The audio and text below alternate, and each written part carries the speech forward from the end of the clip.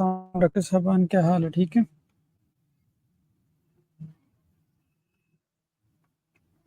Doctor साहबान क्या हाल है? ठीक है। लगता है ईसीजी सबको आती है, सिर्फ 4 ही बच्चे हैं। डॉक्टर साहबान क्या हाल है?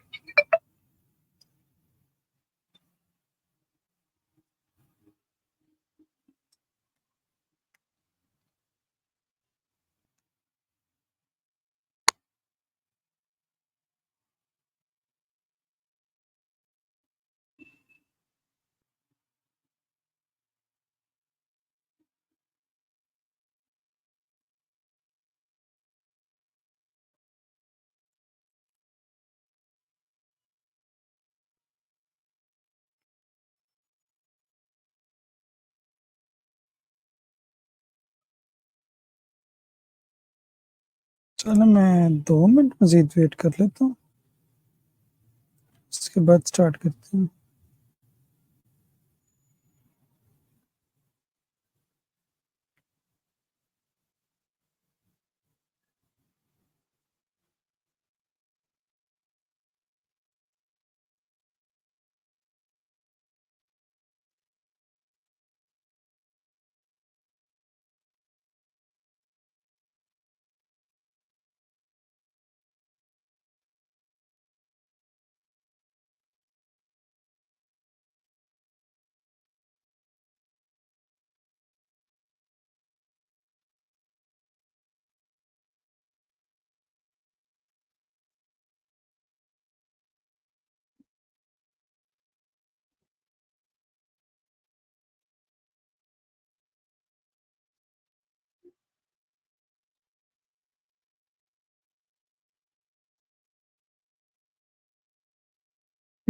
चलें, ठीक, कोई मसला ही नहीं।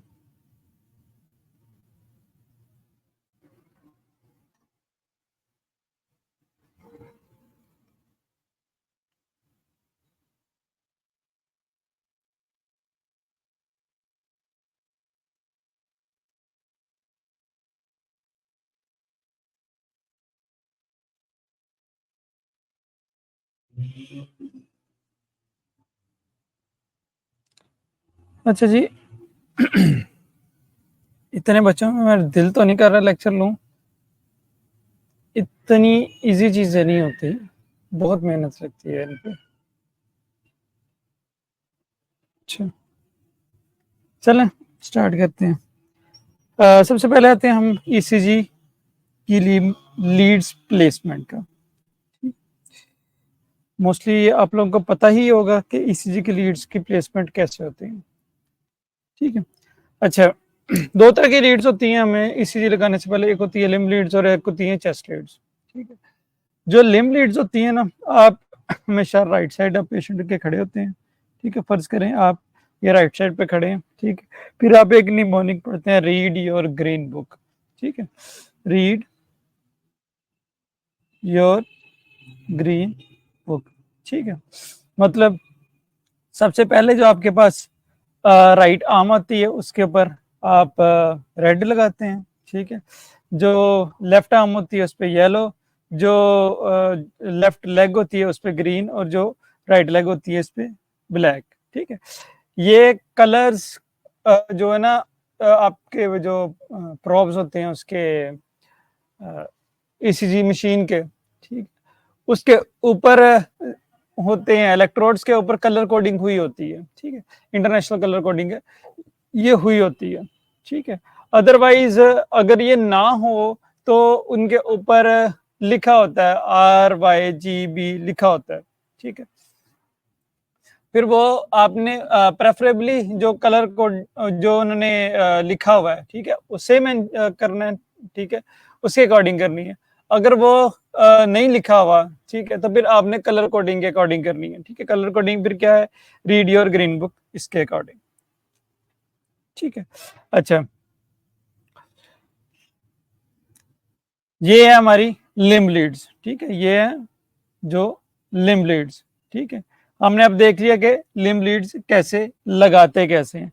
अब हम ये देखते हैं कि लिम्ब लीड्स लगाने से जो हमारे पास जो 6 बनती हैं, हमारे पास लीड्स आती हैं, वो कैसे आती हैं। ठीक है, अब जो लीड 1 होती है ना वो स्ट्रेट गुजरती है from right arm to left arm, ठीक है, और लीड 2 जो होती है वो राइट आर्म से लेफ्ट लेग, ठीक है, क्योंकि जो राइट लेग होती है वो न्यूट्रल होती है, ठीक है, मुझे ब्लैक कलर की लीड होती है वो न्यूट्रल होती है, ठीक है, वो न्यूट्रल का मतलब ये है कि वो अर्थ लीड समझ लें कि वो होती है, ठीक है।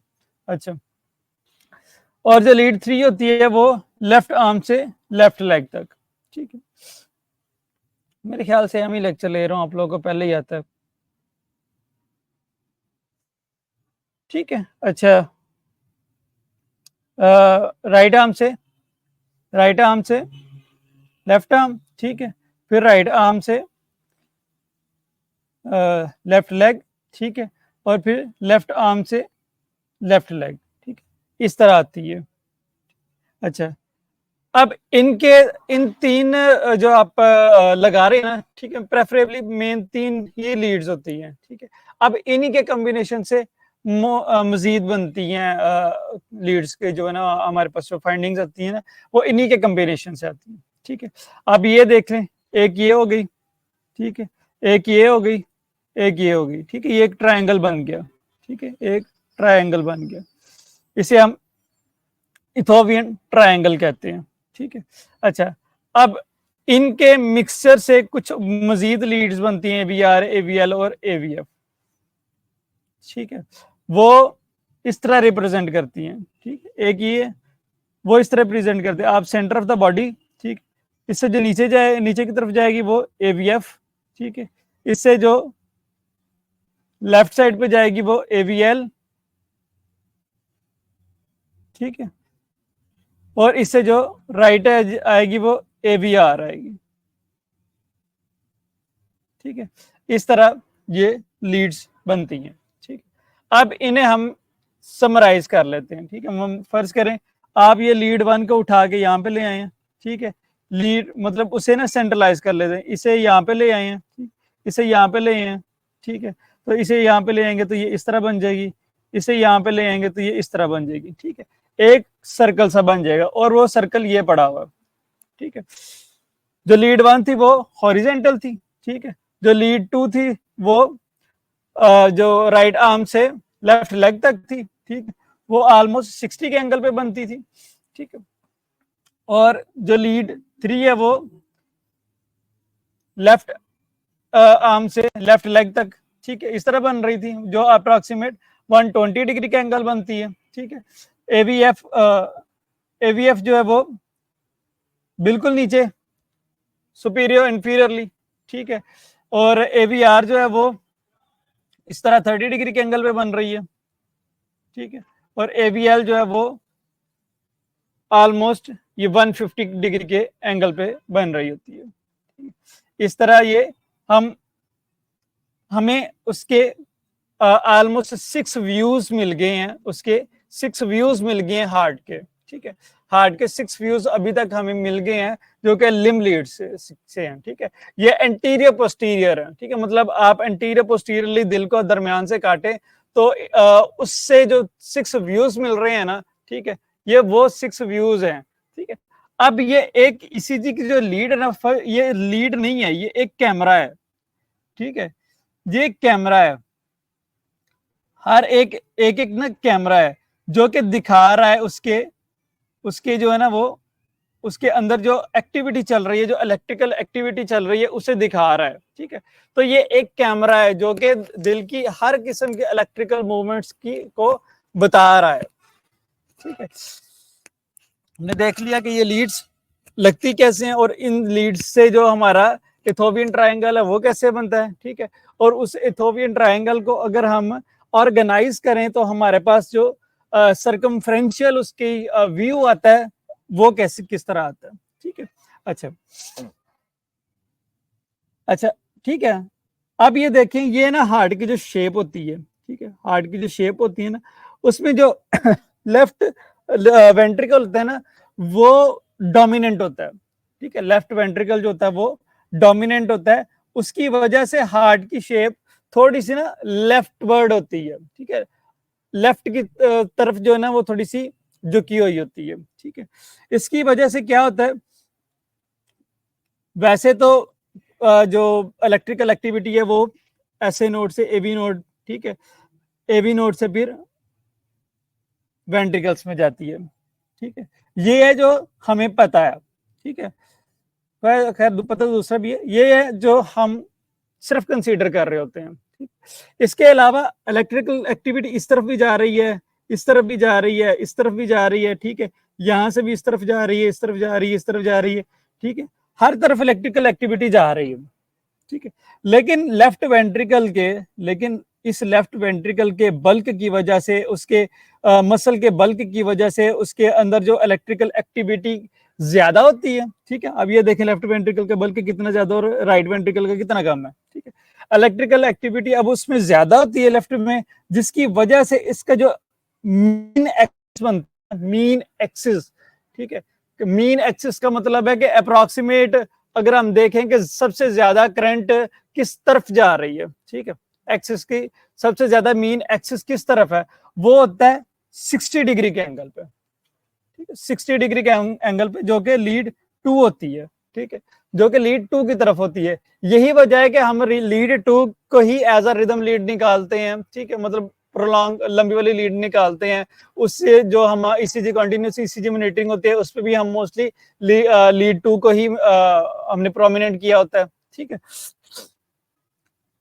क्योंकि ये हमें सबसे अच्छी इंटरप्रिटेशन देती है जो कार्डियक एक्टिविटी की, ठीक। अच्छा, इसका मतलब ये नहीं है कि दूसरी इंपॉर्टेंट नहीं है, दूसरी भी इंपॉर्टेंट है, सारी इंपॉर्टेंट है, ठीक है। इवन AVR जो कि एक इन्वर्टेड लीड है, ठीक है, एक इन्वर्टेड लीड है, ठीक है। इन्वर्टेड लीड से मुराद ये कि इसमें जितने भी कॉम्प्लेक्सेस बनते हैं वो सारे इन्वर्टेड कॉम्प्लेक्सेस बनते हैं, ठीक है। Inverted P inverted, QRS complex inverted, T inverted, ठीक है, ये सारे इन्वर्टेड कॉम्प्लेक्सेस बनते हैं और इसकी बहुत सिग्निफिकेंस है, ठीक है। अच्छा, यहां तक क्लियर है। अच्छा, अब हमने कहा कि मीन एक्सिस जो बन रहा है वो राइट वर्ड बन रहा है, तो हमें किस तरह पता चला G mean axis right word बन रहा है, क्योंकि लेफ्ट वेंट्रिकल का बल्क उस तरफ है, ठीक है। इससे फर्क क्या पड़ेगा, देखें।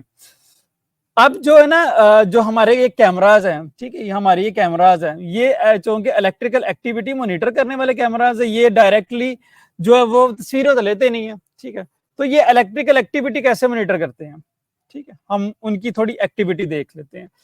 जब भी इस लीड की तरफ, इस कैमरे की तरफ बिजली आएगी, इस कैमरे की तरफ इलेक्ट्रिक इंपल्स आएगी, इसमें पॉजिटिव डिफ्लेक्शन आएगी, ठीक है, इसमें पॉजिटिव डिफ्लेक्शन आएगी, ठीक। अगर जब इससे अवे जाएगी इसमें नेगेटिव डिफ्लेक्शन आएगी, ठीक है। अगर करंट किसी लीड की तरफ जाएगी वो पॉजिटिव डिफ्लेक्शन होगी, ठीक है, और अगर किसी लीड किससे अवे जाएगी वो नेगेटिव डिफ्लेक्शन होगी, ठीक है। और अगर ऐसा होता है कि इलेक्ट्रिकल एक्टिविटी ना उसकी तरफ जा रही है ना उससे अवे जा रही है, ठीक है, मतलब 90 डिग्री के एंगल पे जा रही है, इलेक्ट्रिकल एक्टिविटी से 90 डिग्री के एंगल पे जा रही है, तो ये मोस्ट इक्विवोकल ईसीजीज होती हैं। इक्विवोकल ईसीजी मतलब इसमें ना ही बहुत ज्यादा पॉजिटिव डिफ्लेक्शन होगी ना ही बहुत ज्यादा नेगेटिव डिफ्लेक्शन होगी, ठीक है। ये इसका एम्पलीट्यूड सबसे कम बना होगा, ठीक है। और ये इसकी सिग्निफिकेंस ये है कि ये हमें हेल्प आउट करती है, ये वाली लीड हमें जो इक्विवोकल लीड होती है, जो आइसोइलेक्ट्रिक के करीब रहने वाली लीड होती है, वो हमें हेल्प आउट करती है कार्डियक के एक्सिस की डिटर्मिनेशन के लिए, ठीक है। कार्डियक एक्सिस की डिटर्मिनेशन के लिए हमें हेल्प आउट करती है कि एक्चुअल कार्डियक एक्सिस है क्या, ठीक है। एक तो होता है ना कार्डियक एक्सिस डेविएशन, ठीक है, देखने के लेफ्ट एक्सिस डेविएशन है, राइट एक्सिस डेविएशन है। उससे एक एडवांस चीज है कार्डियक एक्सिस डिटर्मिनेशन। ये हमें जो ना इक्विवोकल जो लीड होती है वो हमें हेल्प आउट करती है कि जो हम इसकी एक्सिस है क्या, ठीक है। वो कैसे पता चलेगा, लाइक फर्ज कर लें कि AVF लीड 3 है, ठीक है। सो हमें 12 लीड में से सबसे ज्यादा इक्विवोकल जो ईसीजी लीड मिली है वो लीड 3 है, ठीक है। अब लीड 3 इक्विवोकल है, मतलब इससे परपेंडिकुलर जा रही है, ठीक है, इससे परपेंडिकुलर जा रही है, मतलब जो कार्डियक एक्सिस इसका बनेगा वो अप्रोक्सीमेट 30 डिग्री का बन रहेगा, ठीक है, ये एक्सिस डिटर्मिनेशन है। जो नॉर्मल कार्डियक एक्सिस है ना वो 90 से 130 तक है, ठीक है, 130 तक इसे हम नॉर्मल रेंज के अंदर ही कहते हैं, ठीक है, क्योंकि ओबेसिटी के अंदर थोड़ा एलवीएच के अंदर मतलब बहुत ज्यादा प्रोमिनेंट एलवीएच ना हो, ठीक है, थोड़ा बहुत हो, ठीक है, या हार्ट की डिस्प्लेसमेंट हुई हो, ठीक है, पेशेंट लेटा हुआ है, तो लेटा हुआ भी हो तो उसके एब्डोमिनल कंटेंट्स जो है वो हार्ट को पुश करते हैं अपवर्ड, जिसकी वजह से दिल थोड़ा सा ऊपर की तरफ डिस्प्लेस हो जाता है, ठीक है, उसकी वजह से एक्सेस थोड़ा सा डिस्टर्ब हो जाता है, ठीक है। सो 90 से जो 30 डिग्री है -30 डिग्री, ये 90 से -30 डिग्री तक ये नॉर्मल एक्सिस कंसीडर किया जाता है।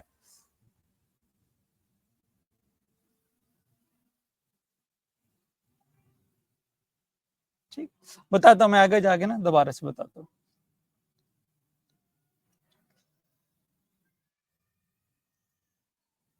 अच्छा, हमने एक तो लिम्ब लीड्स कर ली, ठीक है, उसके बाद है कुछ चेस्ट लीड्स, चेस्ट लीड्स लगाते हैं, वो भी 6 चेस्ट लीड्स होती हैं। ये 6 चेस्ट लीड्स क्या करती हैं, हमने जो किया था जो लिम्ब लीड्स सुपीरियर इंफीरियरली उसका क्रॉस सेक्शन किया, ठीक है, और उसे हमने दिखा दिया, ठीक है। अब ये चेस्ट लीड्स क्या करती हैं, ये उसका हॉरिजेंटल क्रॉस सेक्शन करती हैं, ठीक है, हॉरिजेंटल क्रॉस सेक्शन करके हमें दिखा देती हैं कि हमें ये जो कैमरे पड़े हुए हैं, ये जो कैमरे पड़े हुए हैं, ये वो हॉरिजेंटल होते हैं, ठीक है। काइंडली अगर अपना क्वेश्चन जरा दोबारा से एक्सप्लेन कर दें कि किस चीज की समझ नहीं आई, मैं बता देता हूँ, ठीक। अच्छा, साथ साथ हम ये कंटिन्यू कर रहे होते हैं ताकि लेक्चर बहुत लंबा ना हो, ठीक है। अच्छा, ये क्या करते हैं, ये कैमराज हैं, ठीक है, जो कि हॉरिजेंटली प्लेस्ड हैं अब, ठीक है। अब ये हॉरिजेंटल जो है ना, हॉरिजेंटल व्यू देते हैं, ठीक है, हॉरिजेंटल व्यू देते हैं, ठीक है, हॉरिजेंटल व्यू देते हैं।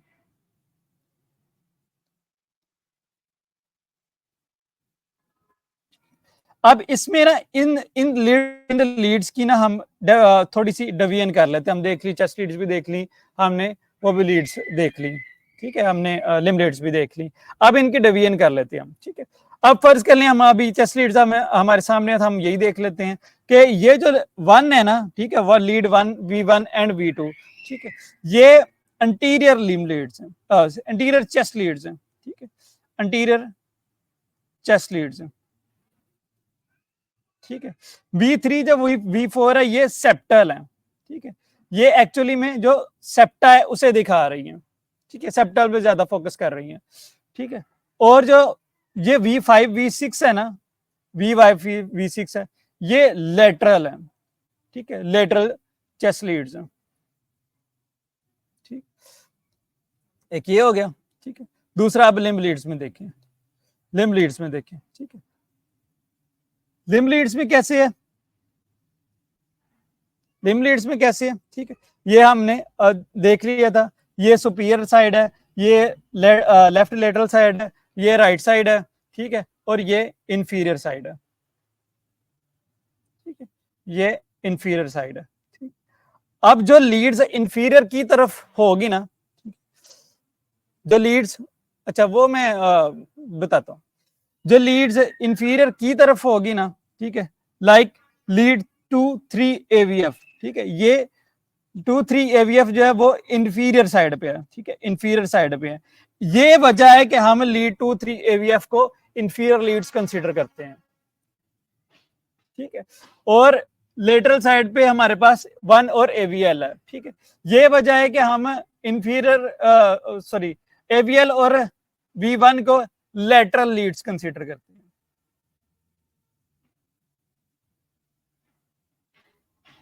ठीक है। बाकी जो है राइट साइडेड लीड्स में, ठीक है, ये फिर इन्वर्टेड आ जाती हैं, लीड V1 ही V2, ठीक है, वो जो लेफ्ट की इन्वर्ट जो है ना वो राइट आ जाएगी, ठीक है। समझ आइए इंफीरियर लीड्स इन्हें क्यों कहते हैं और लेटरल लीड्स उन्हें क्यों कहते हैं, ठीक है। और इंटीरियर लीड्स में V1 V2 को क्यों कहते हैं, V3 V4 को हम सेप्टल क्यों कहते हैं, V5 V6 को हम लेटरल क्यों कहते हैं, ठीक है। अगर पोस्टीरियर हो तो पोस्टीरियर की भी यही होती हैं, ठीक है, पोस्टीरियर की भी यही होती हैं, पोस्टीरियर के एमआई के अंदर हमें इसमें जो एसटी डिप्रेशंस मिलते हैं, ठीक है, ये अभी मैं वैसे बता रहा हूँ। अगर हमें एसटी डिप्रेशंस मिल जाए तो फिर हम यही लीड्स, ठीक है, यही लीड्स हम पोस्टीरियर साइड पे लगाते हैं। लाइक V1 यहाँ पे लगा दी, V2 यहाँ पे लगा दी, V3 यहाँ पे लगा दी, V4 यहाँ पे लगा दी, V5 यहाँ पे लगा दी, V6 यहाँ पे लगा दी, ठीक है। यही हम बैक साइड पे लगाते हैं, ठीक है। अगर बैक साइड पे लगाने पे हमें एसटी एलिवेशन मिल जाती है, हम कंसीडर कर लेते हैं ये पोस्टीरियर साइड, ठीक है, पोस्टीरियर इनफार्क्ट।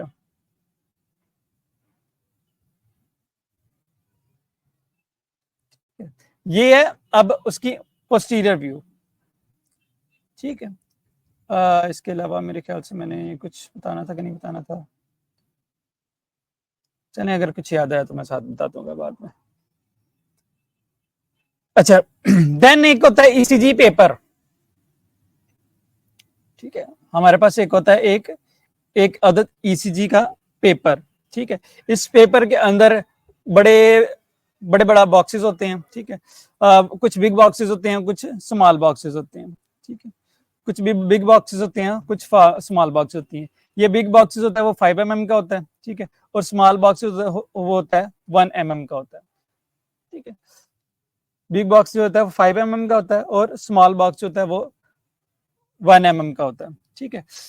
अच्छा, 1 mm जो होता है ना, इसमें ईसीजी लीड्स अगर 25, ठीक है, जो ईसीजी की प्रिंटिंग स्पीड होती है वो होती है 25 मिलीमीटर पर सेकेंड, ठीक है। एक सेकेंड के अंदर 25 मिलीमीटर या ये जो 5 बिग बॉक्सेस होती हैं उसको प्रिंट करती है, ठीक है, उसको प्रिंट करती है। तो वो अगर हम डिवाइड करें तो एक बॉक्स जो प्रिंट होता है ना वो 0.2 सेकंड के अंदर 20 सेकंड के अंदर होता है, ठीक है। 0.2 सेकंड के अंदर एक बिग बॉक्स प्रिंट होता है और एक जो स्मॉल बॉक्स होता है ना वो 0.04 सेकंड के अंदर प्रिंट होता है, ठीक है। 0.04 सेकंड के अंदर प्रिंट होता है, ठीक है। इसके सिग्निफिकेंस है, जो स्टैंडर्ड है ना, जो स्टैंडर्ड ईसीजी की प्रिंटिंग स्पीड है वो 25 मिलीमीटर पर सेकंड ही है, ठीक है। और उसके अकॉर्डिंग अगर 25 मिलीमीटर पर सेकंड के हिसाब से प्रिंट हो रही है तो एक बिग बॉक्स जो है वो 0.2 सेकंड का और जो एक स्मॉल बॉक्स है 0.04 सेकंड का, ठीक है। अच्छा, अब ये ईसीजी की एक इस तरह का एक पूरे का पूरा जो है ना वो कम्प्लेक्स होता है, ठीक है, जिसमें एक पी होता है, एक क्यूआरएस कम्प्लेक्स होता है, ठीक है। क्यूआरएस कम्प्लेक्स के आगे में एक क्यू होता है, ठीक है, एक आर होता है, एक एस होता है, एक टी होता है, एक जे पॉइंट होता है, ठीक है। आप बाजू का यहाँ पे यूवेव बनी होती है, ठीक है। ये कुछ पोर्शंस होते हैं एक क्यूआरएस कम्प्लेक्स पूरे के, ठीक है। अच्छा, पी क्या करता है, पी जो डिनोमिनेट कर रहा होता है,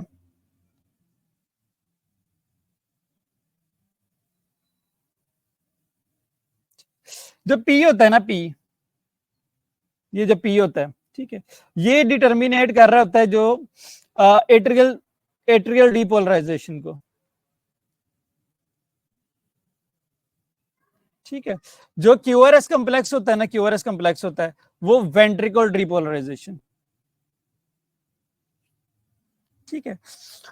जो टी होता है ना, जो टी होता है, ये जो टी होता है ये वेंट्रिकुलर रीपोलराइजेशन को,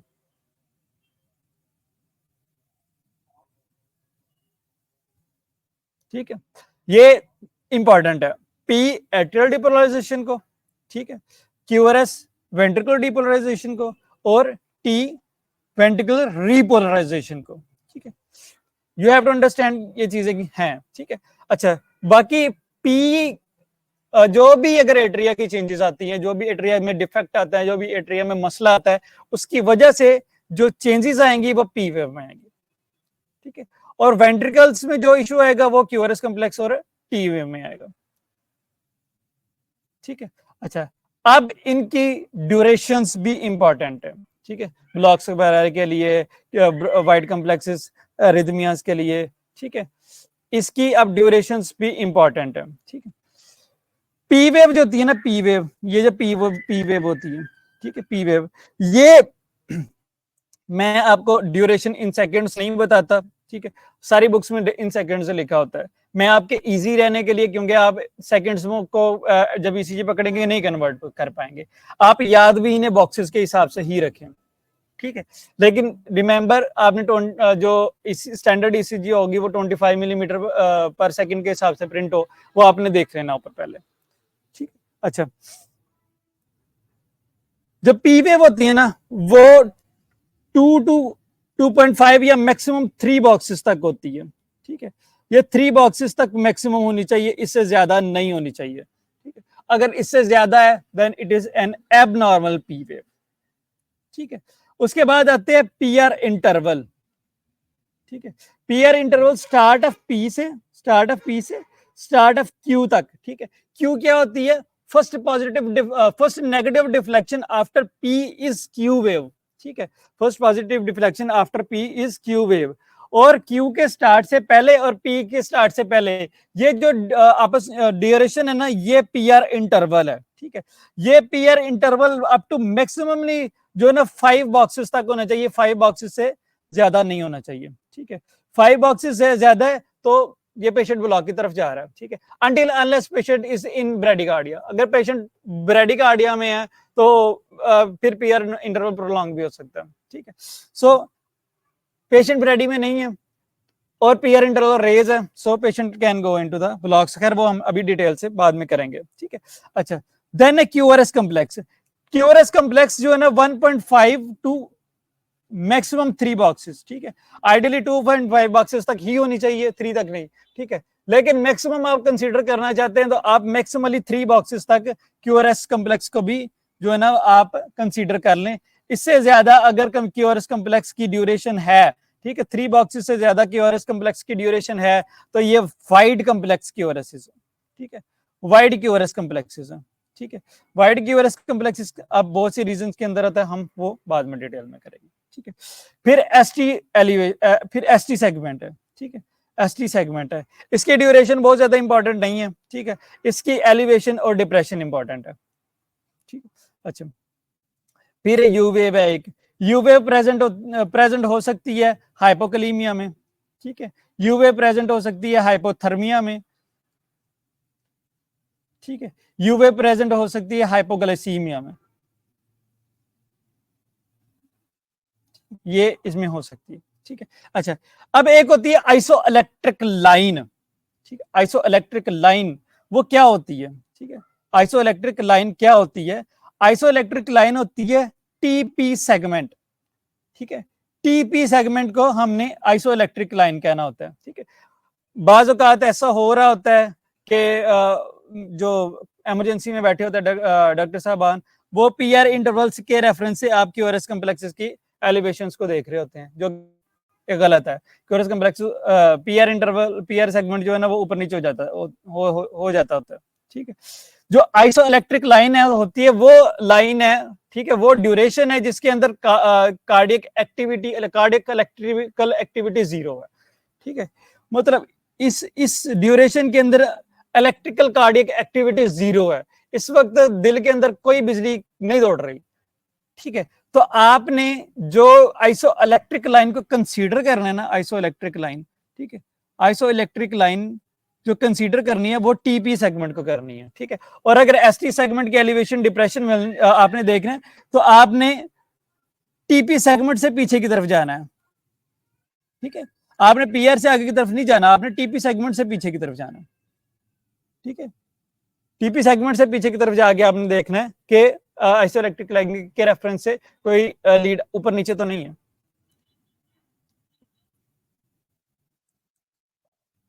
ठीक है। अब देखते हैं पैटर्न्स ऑफ ईसीजी, ठीक है। अब आपकी क्वेश्चन का मैं आंसर देता हूं, इक्विवोकल लीड और नॉर्मल एक्सिस डिटर्मिनेशन से क्या मुराद है, ठीक है। अच्छा,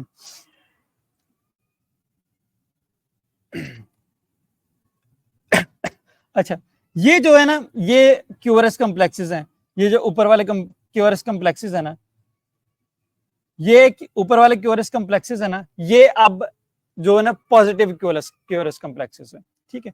मतलब ये अपवर्ड है, ये पॉजिटिव क्यूआरएस कॉम्प्लेक्सेस है, मतलब कैमरा यहाँ पे है, ठीक है, कैमरा यहाँ पे है, और ये जो इलेक्ट्रिकल एक्टिविटी है ना, ठीक है, वो उसकी तरफ मूव की है, ठीक है। फर्ज करें ये कैमरा है, ठीक है, ये कैमरा है और इलेक्ट्रिकल एक्टिविटी है, जो इंपल्स है, जो वेक्टर है, जो करंट बिजली दौड़ रही है उसमें, हार्ट में दौड़ रही है, वो इसकी तरफ आई है, ठीक है। अगर इसकी तरफ आई है तो ये पॉजिटिव डिफ्लेक्शंस आएंगी, ठीक, ये पॉजिटिव डिफ्लेक्शंस आएंगी, ठीक है।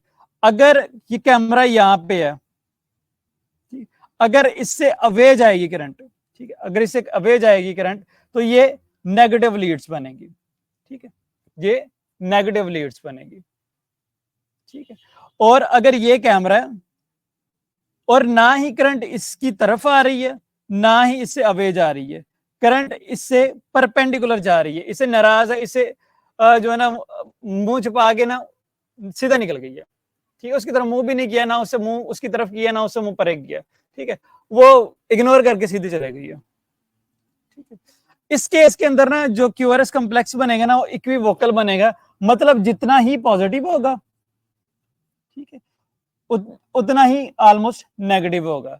ये मोस्ट इक्विवोकल जो है ना वो ईसीजी होगी, ठीक है, मोस्ट इक्विवोकल ये ईसीजी होगी, ठीक है, मतलब लीड, मोस्ट इक्विवोकल लीड, ठीक है।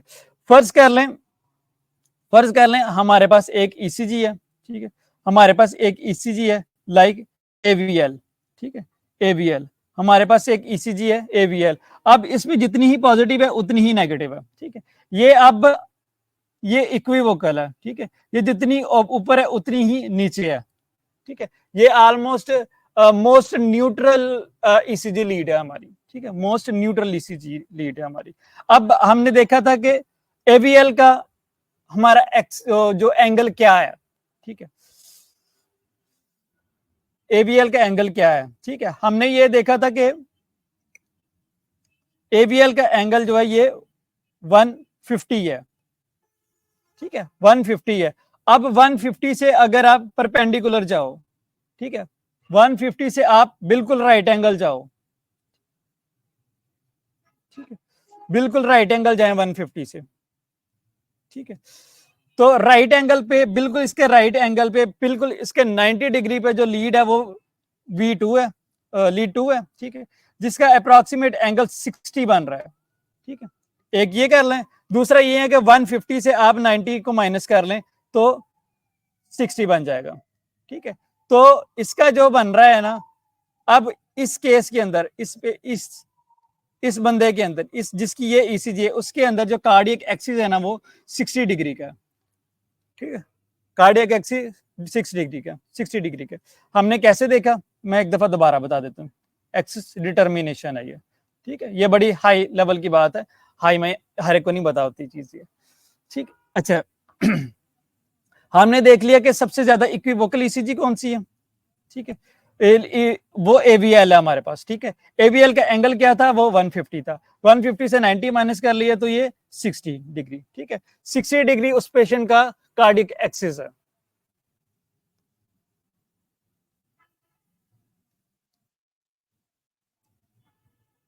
ठीक है। अच्छा अब कुछ ये है कि आप एक ये डिफरेंट ईसीजी पैटर्न्स आपको डिफरेंट क्यूरस कॉम्प्लेक्सेस के पैटर्न आपको ईसीजी में मिल जाते हैं, ठीक है, उनमें से एक ये एक आरएसआर पैटर्न है, ठीक है, आरएसआर पैटर्न, ठीक है, आरएसआर पैटर्न जो है ना ये अमूमन हमें मिलता है बंडल ब्रांच ब्लॉक्स के अंदर, वो भी हम आगे जाके डिटेल से करते हैं, ठीक है। अच्छा देन ये है कि चेस्ट लीड्स की normal progression of chest leads, ठीक है, जो आइडियली जो चेस्ट लीड्स है ना, वो जो फर्स्ट 2 चेस्ट लीड्स होती है ना V1 एंड V2 ये नेगेटिव होती है, ठीक है, इसके क्यूरस कॉम्प्लेक्सेस जो है ना वो इन्वर्टेड होते हैं, नीचे की तरफ होते हैं, ठीक है, जो V2 V3 V4 है ना वो इक्विवोकल होते हैं, ठीक है, क्योंकि ये उसी एक्सिस में पड़े होते हैं लीड्स जिस एक्सिस में करंट मूव कर रही होती है। अच्छा देन V5 V6 ये पॉजिटिव होते हैं, ये आइडियल सिचुएशन के अंदर जो है ना V1 V2 के negative, V3 V4 positive equivocal and V5 V6 जो है ना ये पॉजिटिव। ये उन पेशेंट्स के अंदर है जिसकी एक तो ईसीजी की लीड्स की प्लेसमेंट ठीक हुई है, ठीक, आइडियल प्लेसमेंट हुई है, ठीक है, और उससे कोई मसला नहीं है। मसला का मतलब कार्डियक इशू कोई भी नहीं है, ठीक है। लाइक ये V1 V2 ये थोड़ा नेगेटिव, V3 V4 दरमियान दरमियान में, और V5 V6 पॉजिटिव, ठीक है। ये थी ईसीजी की कुछ कुछ बेसिक्स। अब ईसीजी पढ़नी कैसे है, अगर किसी को क्वेश्चन है वो साथ साथ बोल ले, मैं इसलिए कंटिन्यूअसली बोल रहा हूं कि लेक्चर आपका बहुत लंबा ना हो।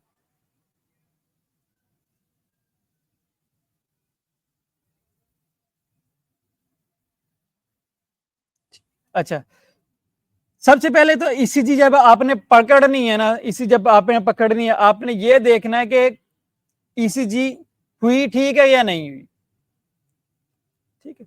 उसका स्टैंडर्डाइजेशन देखनी है, ठीक है, ये ईसीजी स्टैंडर्ड है या नहीं है, ठीक है। उसके लिए आप क्या करेंगे, आप ऊपर ईसीजी के ऊपर यहाँ पे लिखा होगा 25 मिलीमीटर पर सेकेंड, ठीक है। अगर ये 25 मिलीमीटर पर सेकेंड है, इट इज स्टैंडर्ड, ठीक है। देन आपने गौर किया होगा कि ईसीजी स्टार्ट होने से पहले ना,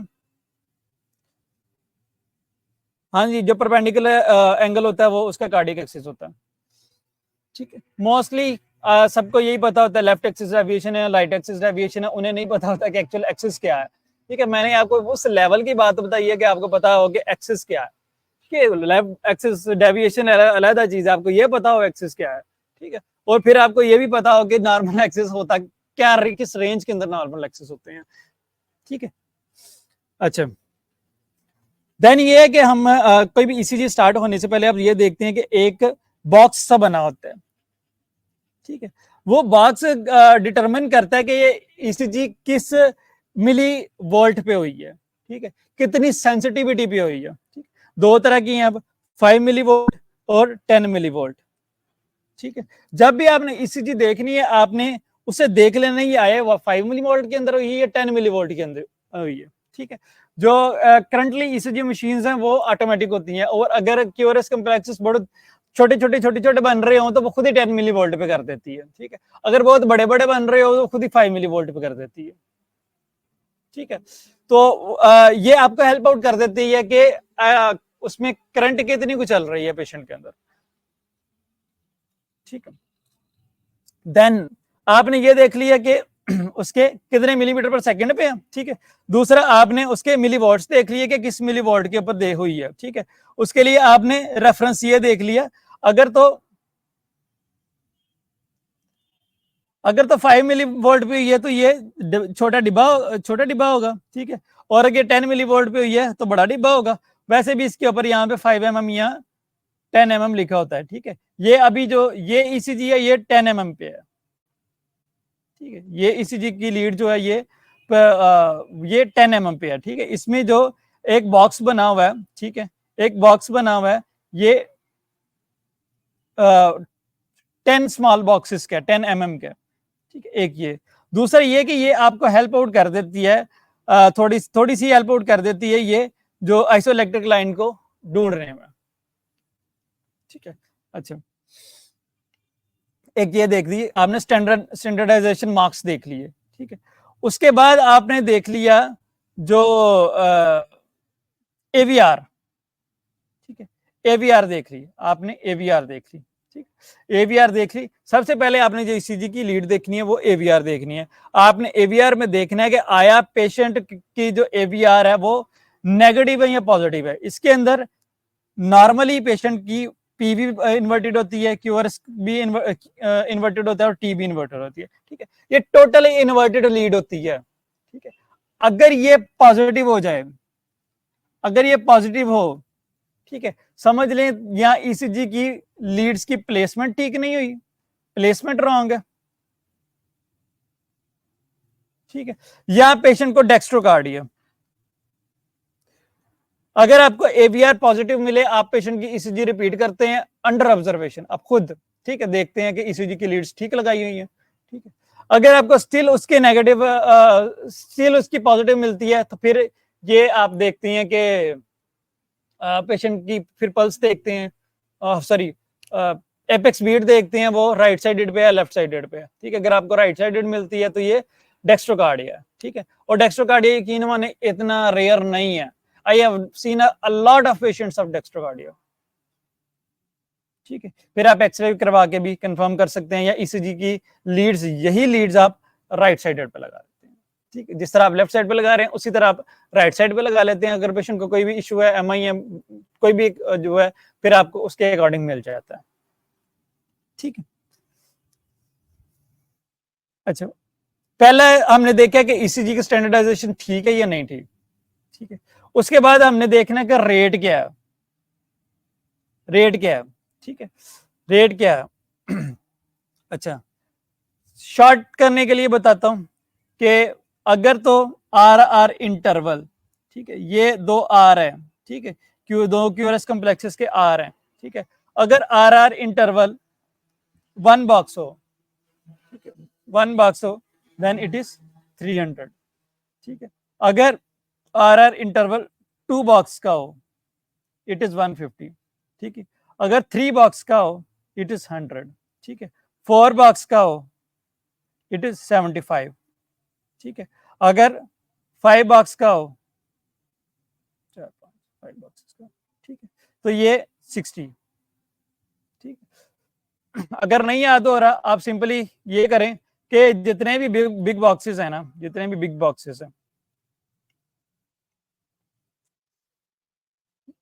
जितने बिग बॉक्सेस है ना इसमें, ठीक है, लाइक इस एक आर के दरमियान 3 बिग बॉक्सेस है, ठीक है। आपने 300 divided by 3 is equal to 100, ठीक है। मतलब इसका हार्ट रेट अप्रोक्सीमेट 100 है। अगर 300 divided by 1 is equal to 300, ठीक है। अगर 2 बॉक्सेस हो, 300 divided by 2 is equal to 150, ठीक है। अब याद करने के लिए आप ये भी कर सकते हैं, ठीक है। या आप अगर स्मॉल बॉक्सेस से जाना चाहते हैं तो स्मॉल बॉक्सेस काउंट करके 1500 डिवाइडेड बाय वो स्मॉल बॉक्सेस जितने भी बनते हैं, आप उसके अकॉर्डिंग आपका हार्ट रेट मिल जाएगा, ठीक है। अच्छा, एक ये चीज है, ठीक है, ये यहाँ पे लिखा हुआ। अच्छा, अगर आपको रिदम इरेगुलर मिलता है, ठीक है, इरेगुलर मिलता है मतलब आपको RR इंटरवल सेम नहीं मिलता, किसी में बहुत ज्यादा है, किसी में बहुत कम है, ठीक है। आप RR इंटरवल सेम नहीं मिलता, फिर आपने फिर भी हार्ट रेट काउंटर करना है। फिर आपने क्या करना है, आप 6 सेकेंड्स के लिए, ठीक है, या 30 लार्ज बॉक्सेस, ठीक है। अब आती है लीड 2 की बारी, ठीक है, लीड 2 की बारी जो हमारे पास रिदम लीड होती है।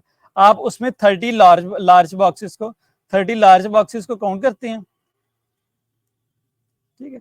30 लार्ज बॉक्सेस को काउंट करते हैं, और उसके अंदर जितने भी क्यूआरएस कॉम्प्लेक्सेस आ रहे होते हैं ना, जितने भी आर आ रहे होते हैं, ठीक है, इन 30 लार्ज बॉक्सेस के अंदर जितने आर आ रहे होते हैं, उसे आप 10 से मल्टीप्लाई करते हैं, तो आपके पास जो है ना वो बीट्स पर मिनट, ठीक है, हार्ट रेट आपके पास आ जाता है, ठीक है। आपको हार्ट रेट आपको मिल जाता है, ठीक है। अगर आपके पास, दोबारा रिवाइज कर देता हूँ, अगर आपने हार्ट रेट देखना है, ठीक है, और आपके पास RR इंटरवल इरेगुलर है, ठीक है, इस आपको इरेगुलर इंटरवल मिल रहा है, तो फिर आप क्या करते हैं, आप 30 लार्ज बॉक्सेस के अंदर, ठीक है, 30 लार्ज बॉक्सेस के अंदर जितने भी आर आ रहे होते हैं ना, जितने भी आर आ रहे होते हैं, ठीक है, उन आर को आपने 10 से मल्टीप्लाई कर लेना, आपको हार्ट रेट मिल जाता है,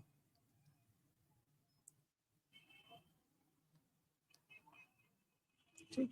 अच्छा, उसके बाद है रिदम, ठीक है। रिदम ये है कि रेगुलर है या इरेगुलर है, ठीक है, रिदम रेगुलर है या इरेगुलर है, ठीक है। अब ये देखें, ये जो लीड है ना, ये लीड, इसके अंदर आपने देखा कि ये आर का डिफरेंस कम है, ठीक है। इसके अंदर 4 बॉक्सेस हैं, इसमें 7 बॉक्सेस हैं, इसके अंदर 8 एक बॉक्सेस हैं, ठीक है। मतलब किसी में बहुत कम है, किसी में बहुत ज्यादा है, ठीक है। आपने ये देख लेना है कि RR जो है वो मतलब सेम है या नहीं सेम, ठीक है। सारे RR के अंदर डिफरेंस सेम है या नहीं सेम, उसके अंदर, उसके लिए क्या करते हैं, आप एक पेपर ले लेते हैं, ठीक है, एक पेपर ले लेते हैं, ठीक है। फर्ज कर लें ये आपने एक स्केल ले लिया या पेपर ले लिया, ठीक है, उस पर आपने एक निशान लगा दिया, उस पर आपने एक निशान लगा दिया, ठीक है। फिर आपने क्या किया, इसे उठाया, ठीक है, आपने यहाँ पे लिया है, नेक्स्ट पे लिया है, आपने देखा कि आर उस पिछले में तो 2 आर पे प्लेस था, नेक्स्ट में नहीं आ रहा, ठीक, इक्वल नहीं आ रहा, ठीक है। अब इसमें भी आपने देखा ये भी इक्वल नहीं आ रहा, ठीक है। इसमें आपने देखा कि ये भी बहुत दूर है, ठीक है, ये भी देखा आपने बहुत दूर है, ठीक है। ये अब आपको अप्रोक्सीमेट सेम मिल रहा है। मतलब अब ये देखेंगे इसमें आर बहुत ही इरेगुलर है, कोई भी दो आपस में एग्जैक्टली मैच नहीं कर रहे, ठीक है। सो ये आर इंटरवल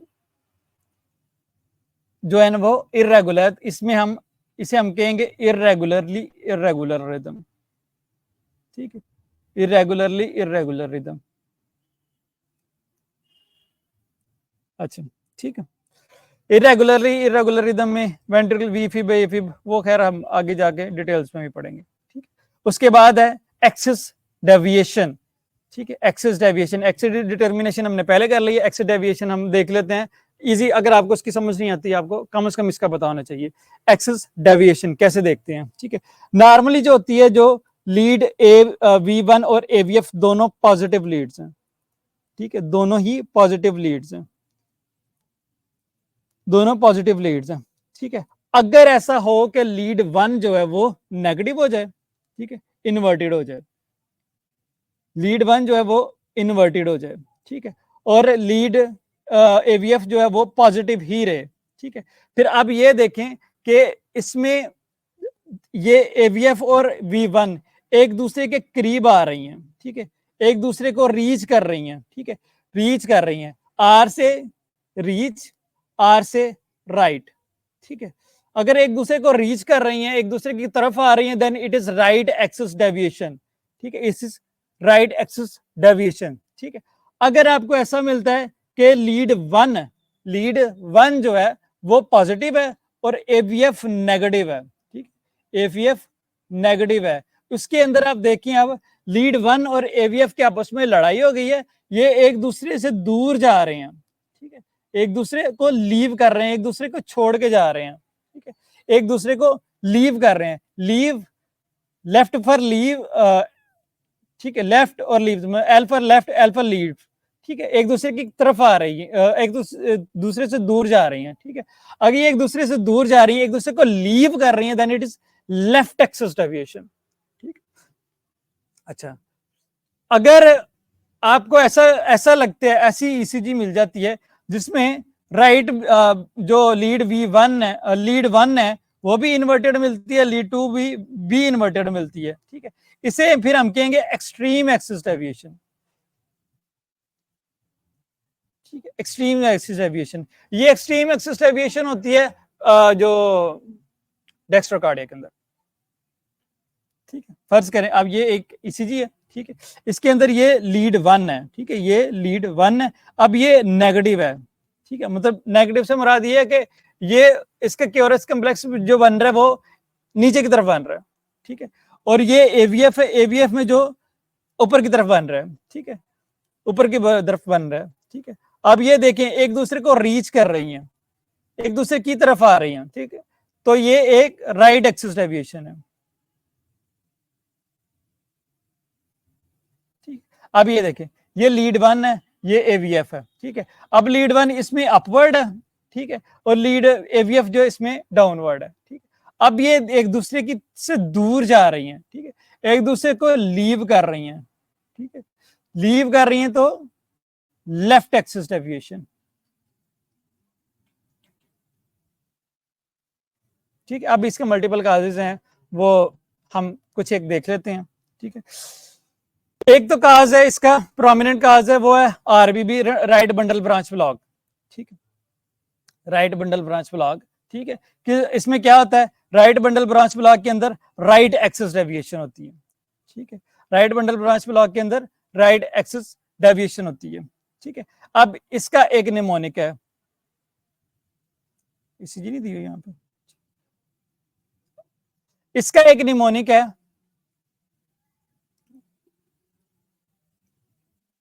मैरो, ठीक है, मैरो, ठीक है। अब मैरो से क्या मुराद है कि लीड V1 के अंदर आपको M पैटर्न मिलता है और लीड V6 के अंदर आपको W पैटर्न मिलता है, ठीक है, दोनों कोएग्जिस्ट भी, दोनों में से एक चीज भी प्रेजेंट हो तो ये RBB आप कहते हैं, ठीक है।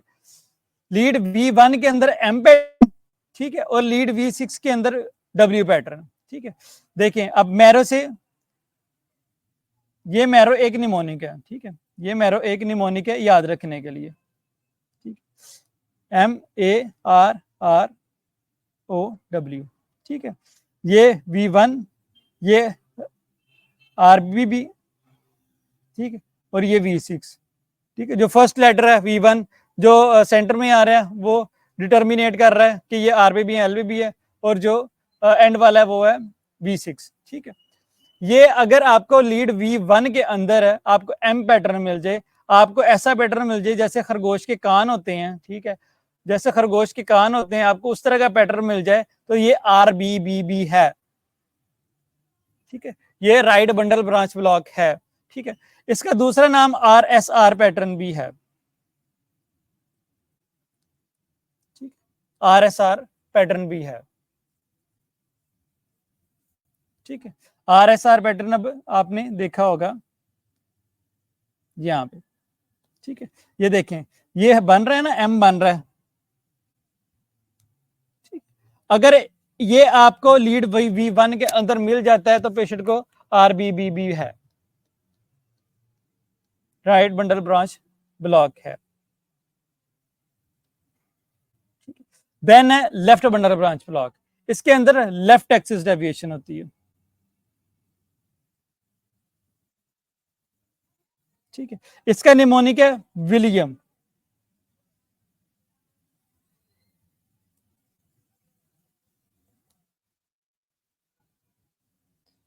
ठीक है, विलियम। अब W V1, ठीक है, जो L है वो LBBB, ठीक है, और जो एन ये M है वो V6, ठीक है। अब अगर V1 के अंदर आपको W पैटर्न मिलता है, ठीक है, या V6 के अंदर आपको M पैटर्न मिलता है, then it is left bundle branch block, ठीक है। अब ये देखें, ठीक है, ये देखें, ये आपको ना अप्रोक्सीमेट आपको M बना हुआ ही नजर आ रहा है, ठीक है। अगर आपको ये V6 के अंदर मिल जाता है, V6 के अंदर मिल जाता है तो it is left bundle branch block, ठीक है। अच्छा, दूसरा ये है कि V1 के अंदर आपको या तो W पैटर्न मिल जाए, ठीक है, या आपको डीप S वेव मिल जाए, ठीक है, deep and broad S wave मिल जाए, ठीक है, विद नो R वेव, ठीक है, R वेव ना बनी हो, ठीक है, R वेव ना बनी हो, यहाँ पे आपको R वेव नजर नहीं आ रही, ठीक है, R वेव यहाँ पे बननी चाहिए थी, यहाँ पे R वेव नजर नहीं आ रही, आपको डीप S वेव मिल रही है, ठीक है। तो ये भी एक क्राइटेरिया है उसका लेफ्ट बंडल ब्रांच ब्लॉक का, ठीक है। क्राइटेरिया मैंने खैर साथ लिख दी हैं, मैं पढ़ नहीं रहा, मैं एक्सप्लेन करके बस आगे निकल रहा हूँ, आप बेशक बाद में जो PDF में पढ़ भी सकते हैं, ठीक है। इसमें होता क्या है, इसमें वाइड क्यूआरएस कम्प्लेक्स, जो भी बंडल ब्रांच ब्लॉक होता है ना उसमें वाइड क्यूआरएस कम्प्लेक्सेस जरूर होते हैं, ठीक है। RBB है, LBB है, वाइड क्यूआरएस कम्प्लेक्सेस जरूर हो जाएंगे, ठीक है। अच्छा, दूसरा ये है कि deep broad S wave in V1 और जो M पैटर्न V6, बस इतना याद रखें, ठीक है। ये उन्होंने बस मुश्किल वर्ड में यही कहा हुआ। देन लेफ्ट वेंट्रिकल हाइपरट्रॉफी,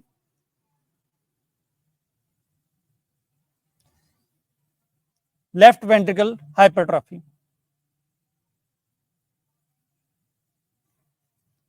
ठीक। अच्छा, लेफ्ट वेंट्रिकल हाइपरट्रॉफी होती है क्रोनिक हाइपरटेंसिव पेशेंट्स के अंदर या माइट्रल रिगर्जिटेशन, माइट्रल स्टेनोसिस के पेशेंट्स के अंदर, जब लेफ्ट वेंट्रिकल को जोर लगाना ज्यादा पड़ता है, काम ज्यादा करना पड़ता है ब्लड प्रेशर को कंट्रोल करने के लिए, उससे उसकी जो ना फिर क्रोनिकली उसका जो है फिर साइज बढ़ना शुरू हो जाता है, ठीक है, लेफ्ट वेंट्रिकल हाइपरट्रॉफी हो जाती है। Most common cause of LVH is hypertension, ठीक, chronic hypertension, chronic uncontrolled hypertension, ठीक है। अच्छा, ये हम देखते कैसे हैं, हम देखते कैसे हैं, अगर आप V1, ठीक है, V1 की नेगेटिव जितनी भी है नेगेटिव बॉक्सेस और V5 के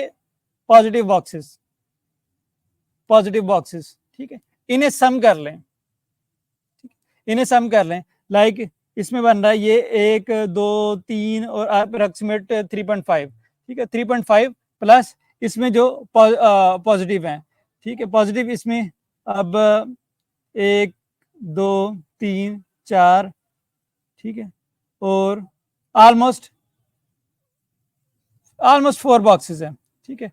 अगर इन्हें सम कर लें, ये आप सम करके ये 7 से ज्यादा आ जाए, ठीक है, ये तो 8.59 के करीब बन रहे हैं, अगर 7 से ज्यादा आ गए, अगर V1 के नेगेटिव बॉक्सेस, ठीक है, जो क्यूरस कॉम्प्लेक्स बन रहा है उसके नेगेटिव, ठीक है, जितने भी बॉक्सेस बन रहे हैं, और V5 के जो पॉजिटिव हैं, ठीक है, पॉजिटिव जितने भी बॉक्सेस के अंदर उसकी क्यू आर वेव स्प्रेड की हुई है, अगर इसे सम कर लें, इसे जमा कर लें, और ये आपको 7 से ज्यादा मिले, 7 बिग बॉक्सेस से ज्यादा मिले, ठीक है, 7 बिग बॉक्सेस ज्यादा मिले, देन आप एलबीएच डिक्लेयर कर देते होते हैं, ठीक है। बाकी ये क्राइटेरिया कुछ और हैं, ठीक है, वो आपने बेशक देखने देख लें, नहीं देखने ना देखें, लेकिन जो सबसे मोस्ट सेंसिटिव क्राइटेरिया है वो यही है, ठीक है, स्कोलोव लायोन क्राइटेरिया ब्ला ब्ला जो भी नाम है, ठीक है, वो यही है। 5वें नंबर पे हम देखते हैं फिर पी वेव की मॉर्फोलॉजी, ठीक है, पी वेव की मॉर्फोलॉजी। अब पी वेव हमने कहा था कि एट्रिया की वजह से होता है, ठीक है, पी वेव में जो भी डिफॉर्मिटी होगी वो एट्रिया की डिफॉर्मिटी की वजह से आएगी, ठीक है। अब इसमें जो है ना 2 तरह की डिफॉर्मिटी हमें कॉमनली देखने को मिलती है, एक होती है पी माइट्रेल, ठीक है, और दूसरी होती है पी पल्मोनेल, पी पल्मोनेल, ठीक है। अच्छा, होता क्या है जी, जो पी वेव होती है ना, पी वेव जो होती है, ठीक है, पी वेव होती है, उसका जो फर्स्ट हाफ बन रहा होता है ना, जो फर्स्ट हाफ बन रहा होता है वो राइट एट्रियम की वजह से बन रहा होता है, ठीक है, और जो सेकंड हाफ बन रहा होता है ना वो लेफ्ट एट्रियम की वजह से बन रहा होता है। इन केस अगर क्रॉनिकली अगर लेफ्ट एट्रियम की एनलार्जमेंट हो जाए, ठीक है, अगर लेफ्ट जो एट्रियम की एनलार्जमेंट हो जाए, अगर माइट्रल स्टीनोसिस है उसकी वजह से, माइट्रल कह रहा हूं, ठीक है, हाँ, माइट्रल स्टीनोसिस है उसकी वजह से, या किसी भी वजह से अगर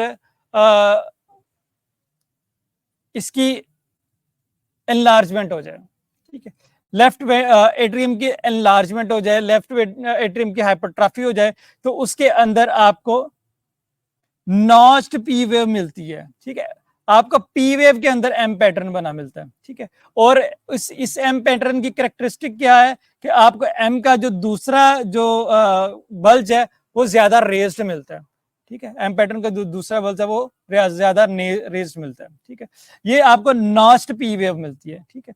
अगर पी वेव आपको नॉच्ड मिले विद सेकंड बल्ज ज्यादा प्रोमिनेंट हो तो ये इसे हम पी माइट्रेल कहते हैं, हम इसे पी माइट्रेल कहते हैं, ठीक है। ये माइट्रल वाल्व की एबनॉर्म जो है ना वो इनकम्पिटेंसी की वजह से लेफ्ट एट्रियम की हो जाती होती है, एनलार्जमेंट हो जाती है। देन सेकंड है पी पल्मोनेल, ठीक है, पल्मोनेल जो माइट्रल वाल्व की वजह से हो वो पी माइट्रेल, ठीक है, वो लेफ्ट एट्रियल एनलार्जमेंट है। अगर राइट एट्रियल एनलार्जमेंट हो जाए, ठीक है, अगर राइट एट्रियल एनलार्जमेंट हो जाए, ये मोस्टली होता है सीओपीडी अस्थमा के पेशेंट्स के अंदर जो है ना ये अमूमन हो रहा होता है, ठीक है, इन केस के अंदर जो है ना राइट एट्रियल एनलार्जमेंट हो जाती होती है, ठीक है। अब राइट एट्रियल एनलार्जमेंट हो तो आपको जो पी वेव मिलती है ना, आपको जो पी वेव मिलती है वो जो होती है वो टाल टाल पी वेव मिलती है, ठीक है, टाल पी वेव मिलती है। कितनी टाल अगर उसकी एम्पलीट्यूड जो है, ठीक है, अगर उसका एम्पलीट्यूड जो है वो 2.5 बॉक्सेस से, अगर 2.5 बॉक्सेस से ज्यादा हो जाए तो हम इसे जो पी पल्मोनेल कहते हैं, ठीक है, 2.5 से अगर ज्यादा हो जाए, देखना किसमें है, आपने ये लीड 2 में देखना है, ठीक है, आपने लिए लीड 2 में देखना है। अगर लीड 2 में पी वेव का साइज 2.5 से ज्यादा हो जाए और पीक्ड हो, ठीक है, और पीक्ड हो जैसे टेंट है, ठीक है, पॉइंटेड हो, ठीक है, पॉइंटेड हो, तो ये पी पल्मोनेल है, ठीक है, ये पी पल्मोनेल है। पी माइट्रेल भी आपने लीड 2 के अंदर ही देखना है। ठीक, यहां पे लिखा हुआ है ब्रोंकियल एस्थमा के अंदर, एम्फीसीमा के अंदर, पल्मोनरी एम्बोलिज्म के अंदर, ब्ला ब्ला, इन सारी सिचुएशंस के अंदर जो है ना वो पी वेव की जो लेफ्ट राइट एट्रियल की हाइपरट्रॉफी हो जाती होती है। ठीक, then inverted P wave. Inverted P wave, अगर तो ऐसे नोड ने काम करना छोड़ दिए, ठीक, ऐसे नोड काम नहीं कर रहा, ठीक है, और इंपल्स एट्रिया से भी जनरेट नहीं हो रही, ठीक है, इंपल्स अगर एवी नोड से जनरेट हो रही है, ठीक है, या एवी नोड से नीचे हो रही है, मतलब वेंट्रिकल से जनरेट हो रही है, ठीक है, वेंट्रिकल से इंपल्स जनरेट हो रही है, ठीक है, यहां पेसमेकर लगा हुआ, पेसमेकर भी वेंट्रिकल के ऊपर ही लगा होता है, ठीक है। अब इसकी वजह से अगर पी वेव बनती है, ठीक है, तो जारी बात है करंट, अब ये हार्ट था, ठीक है, ये हार्ट था, ठीक है, ये हार्ट था। अब अगर पी वेव अगर जो है ना वो पेसमेकर ये है, ये है, ये है, ठीक है, अगर पेसमेकर यहाँ पे है, नीचे है, अब यहां से एट्रिया के नीचे से ऊपर करंट जा रही है, तो इन्वर्टेड होने की वजह से यहाँ पे जो लीड है, लीड टू है, इससे अवे जा रही है करंट, तो ये इन्वर्टेड लीड बनेगी, ठीक है, इन्वर्टेड पी वेव बनेगी। ठीक है, उसके बाद हम आते हैं जी 6वें नंबर पे, हम देखते हैं पी आर इंटरवल, ठीक है, पी आर इंटरवल हम देख लेते हैं, ठीक है, पी आर इंटरवल हम देख लेते हैं जी। अच्छा, अगर नॉर्मली हमने देखा कि P R interval normally maximally 5 millimetre 5 boxes तक होना चाहिए, इससे ज्यादा नहीं होना चाहिए, ठीक है, अगर इससे ज्यादा होगा तो क्या होगा, ठीक है, अगर पी आर इंटरवल, ठीक, अगर पी आर इंटरवल 5 बॉक्सेस से बढ़ जाता है, ठीक है, और हर स्टेप के अंदर बड़ा होता है, ठीक है, लाइक इसमें भी उतना ही है, इसमें भी उतना ही है, इसमें भी उतना ही है, ठीक है, हर क्यूआरएस कम्प्लेक्स के, हर पूरे के पूरे क्यूआरएस जो बन रहा है, उस कम्प्लेक्स बन रहा है, उसके अंदर पीआर इंटरवल कांस्टेंट है, लेकिन 5 स्मॉल बॉक्सेस से ज्यादा है, ठीक है, लेकिन 5 पीआर इंटरवल, अब मैं दोबारा से रिपीट कर दूं कि काउंट कैसे करना है, ठीक है, ये start of P wave to start of Q wave, ये यहां से लेके यहां तक है, ठीक है, अगर ये ड्यूरेशन अगर 5 बॉक्सेस से ज्यादा है, ठीक है, 5 बॉक्सेस से ज्यादा है, तो ये पीयर इंटरवल ज्यादा है, ठीक है, अगर ये पीयर इंटरवल 5 बॉक्सेस ज्यादा है और हर क्यूएलएस कम्प्लेक्स के अंदर सेम है, ठीक है, सेम है बट 5 mm से ज्यादा है, तो ये फर्स्ट डिग्री हार्ट ब्लॉक है,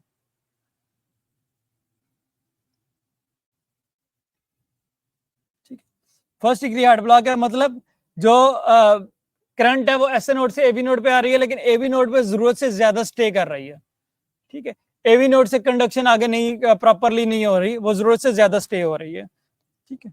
अच्छा, then second degree heart block, ठीक है, सेकंड डिग्री हार्ट ब्लॉक में क्या होता है, प्रोग्रेसिव इंक्रीज होती है पीआर इंटरवल, ठीक है, जो हार्ट ब्लॉक की टाइप 1 है, ठीक है, फर्स्ट डिग्री हार्ट ब्लॉक है, उसके अंदर प्रोग्रेसिव इंक्रीज नहीं है, उसके अंदर वैसे इंक्रीज है, ठीक है, लेकिन रहती सेम है सब में 5 से भाग से ज्यादा है, लेकिन सेम है।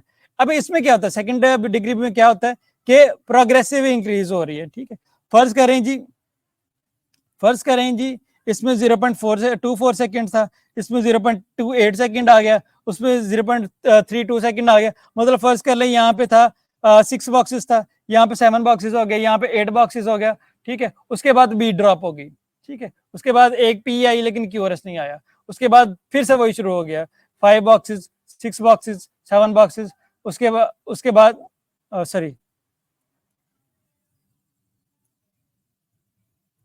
6 बॉक्सेस 7 बॉक्सेस 8 बॉक्सेस, देन ड्रॉप बीट, ठीक है, ये अगर सीक्वेंस चल जाए ना तो इसे हम कहते हैं वेंकी बैक फिनोमेना, ठीक है, वेंकी बैक फिनोमेना। ये अब 3:1 2:1 भी हो सकती है, मतलब 2 क्यूआरएस कम्प्लेक्सेस आती हैं, सही आती है, कंडक्ट होती हैं, उसके बाद एक ड्रॉप बीट हो जाती है, ठीक है, वो 2:1 है। अगर 3 आती हैं, 3 क्यू जैसे 3 क्यूआरएस कम्प्लेक्सेस है, उसके बाद एक ड्रॉप बीट हो रही है, ठीक है, तो ये 3:1 second degree heart block मोबिस type 1 है, ठीक है। अच्छा, अब second degree heart block मोबिस type 2, ये अब सेकेंड डिग्री हार्ट ब्लॉक की सेकेंड टाइप है मोबिस टाइप 2। अब इसमें क्या होता है, इसमें क्या होता है, ये इसमें प्रोग्रेसिव लेंथनिंग नहीं होती, ठीक है, इसमें प्रोग्रेसिव लेंथनिंग नहीं होती, ठीक है। इसमें लेंथ 0.24 सेकंड मतलब सेम ही रहती है, लेकिन फिर मतलब ज्यादा है, नॉर्मल से ज्यादा है, ठीक है, मतलब 5 ऑक्सी से ज्यादा है, लेकिन रहती हर क्यूरस कम्प्लेक्स के साथ सेम है, ठीक है। उसके बाद फिर ड्रॉप बिट होती है, ठीक है। फिर ये भी रेशो है 2:1, ठीक है। अब ये 2:1 है, ठीक है, 2:1 मोबिस टाइप 2। अगर तो प्रोग्रेसिव पीआर की लेंथनिंग हो रही है तो ये वेंकी बैक फिनोमेना है, मोबिस टाइप 1, ठीक है, hard second degree heart block मोबिस type 1।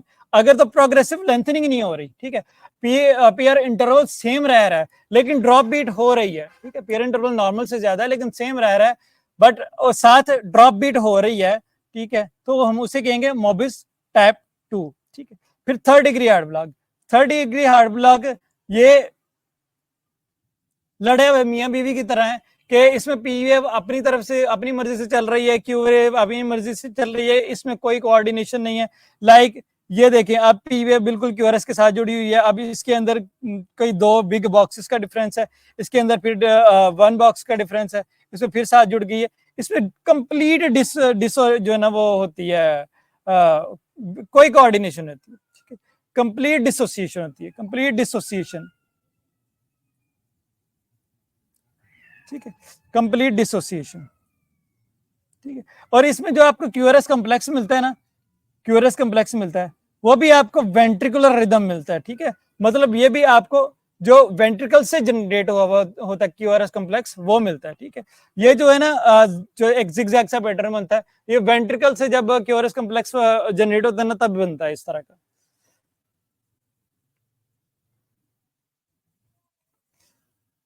I think काफी हो गया, अभी हमारे पास एम आई है, ठीक है। ये मेरा इरादा तो था कि आज ये भी कवर करवा दूं, लेकिन शायद ज्यादा हो रहा है,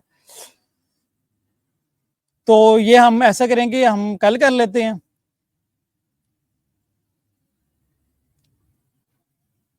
ठीक है, कि कर लें, अप टू यू। आगे कहते हैं कर लेते हैं कि काम खत्म करें हम, क्योंकि ये एक्चुअली में मेरा नहीं पढ़ाना बनता, ये एक थ्योरी है, ठीक है, मतलब बहुत ज्यादा मतलब ये नहीं है, थ्योरी है ये ज्यादा, ठीक है। ये तो आप, मेरा तो काम था मैनेजमेंट, इमरजेंसी में ना मैनेजमेंट कराना, ये मैं एज अ एडिशनल लेक्चर ही करवा रहा हूँ, ठीक है, ताकि वो भी मुझे, मेरी मजबूरी ये है कि आपको उसके बगैर कार्डियो की समझ नहीं आएगी, आपको रिदम का नहीं पता चलेगा, आपको जो एम आई का नहीं पता चलेगा, तो एम आई का पता नहीं चलेगा तो मैनेज कैसे करेंगे, उसके लिए ईसीजी आना जरूरी है, ठीक है। सो ये अब आप पे है, अगर आपने ईसीजी सीखनी है तो आपने ईसीजी ये लेक्चर बहुत अच्छे से सुनना है, ठीक है, आपने बार बार ईसीजी देखनी है, ईसीजी हमेशा देखने से आती है, ठीक है, आपने ईसीजी देखनी है, जब तक ईसीजी देखेंगे नहीं आपको ईसीजी आएगी नहीं, और ईसीजी बहुत बड़ी है, ठीक है, मतलब इट बुक्स हैं, बहुत बड़ी बड़ी बुक्स हैं, इवन 4-4 हजार पेजेस की बुक्स है सिर्फ इस एक स्ट्रिप के ऊपर, ठीक है, इस एक ईसीजी की स्ट्रिप के ऊपर 4-4 हजार सफों की किताब है, ये इतनी बड़ी चीज है ईसीजी, ठीक है। मैं जो आपको करवा रहा हूँ बहुत सुपरफिशियल से करवा रहा हूँ, बहुत वो नेसेसरी करवा रहा हूँ, लेकिन ये है कि 90% जो केसेस है वो इसी से कवर हो जाएंगे इंशाल्लाह। लेकिन एज अ मेडिकल ऑफिसर आपको अगर इतना आता है, आप कार्डियोलॉजी की जो 90% सीसीयू की भी मैनेजमेंट कर सकते हैं, ठीक है। और यकीन माने ईसीजी सीखते सीखते अच्छा लग जाता है, इन चीजों को सीखते सीखते भी अच्छा लग जाता है जो मैं करवा रहा हूँ। हो जाएगा 30 मिनट्स में तो हो जाएगा। चलें फिर करते हैं। एक्यूट मायोकार्डियल इन्फेक्शन जो होता है ना, एक्यूट मायोकार्डियल इन्फेक्शन, इसकी 3 स्टेजेस होती हैं, ठीक है, इसकी 3 स्टेजेस होती हैं, इस्कीमिया, इंजरी, इन्फेक्शन, ठीक है। सबसे पहले क्या होता है, कोरोनरी वेसल ब्लॉक होता है, डिमिनिश्ड ऑक्सीजन सप्लाई होता है, मायोकार्डियल जो सेल्स हैं वो इसके अपने रिजर्व्स यूज करना शुरू कर देते हैं, ठीक है, उनके पास जो स्टोर्ड जो ऑक्सीजन होती है, जो स्टोर्ड रिजर्व होते हैं वो यूज करना शुरू करते हैं, ठीक है। ये इस्कीमिया है, ठीक है, ये इस्कीमिया है, ये वो रिवर्सिबल स्टेज है जिसके अंदर आप अगर पेशेंट को ऑक्सीजन उसकी दोबारा रिवाइव कर दें तो पेशेंट के जो ना वो बिल्कुल ऐसे ही दोबारा हो जाएगा जैसे नया है। ठीक है, ये वो स्टेज है, ठीक है, जिसमें अगर ऑक्सीजन उस टिश्यू की दोबारा रिज्यूम हो जाए देन वो ठीक हो जाता है, बिल्कुल ठीक हो जाता है। ठीक है, देन है सेकंड स्टेज है इंजरी। ठीक है, इंजरी, इसके अंदर पेशेंट जो है ना वो एनारोबिक मेटाबॉलिज्म स्टार्ट हो जाता है। ठीक है, मतलब उसके अपने रिजर्व्स कंज्यूम हो जाते हैं, उसके बाद अब वो अपने आप को जिंदा रखने के लिए अब लास्ट ब्रेथ पे जाता है, वो एनारोबिक रेस्पिरेशन है। ठीक है, वो एनारोबिक रेस्पिरेशन के ऊपर जाता है। ठीक है, थर्ड है इन्फार्क्ट, इसके अंदर टोटल डेथ हो जाती है सेल की। ठीक है, उसके अंदर हार्मफुल मेटाबोलाइट्स बढ़ जाते हैं और वो डेथ हो जाती है। ठीक है, ये 3 स्टेजेस होती हैं उसकी ईसीजी सॉरी उसकी इस्कीमिया की ना, मतलब 3 स्टेजेस होती हैं जो मायोकार्डियल इन्फार्क्शन की, 3 स्टेजेस होती हैं, इस्कीमिया, इंजरी एंड इन्फार्क्शन।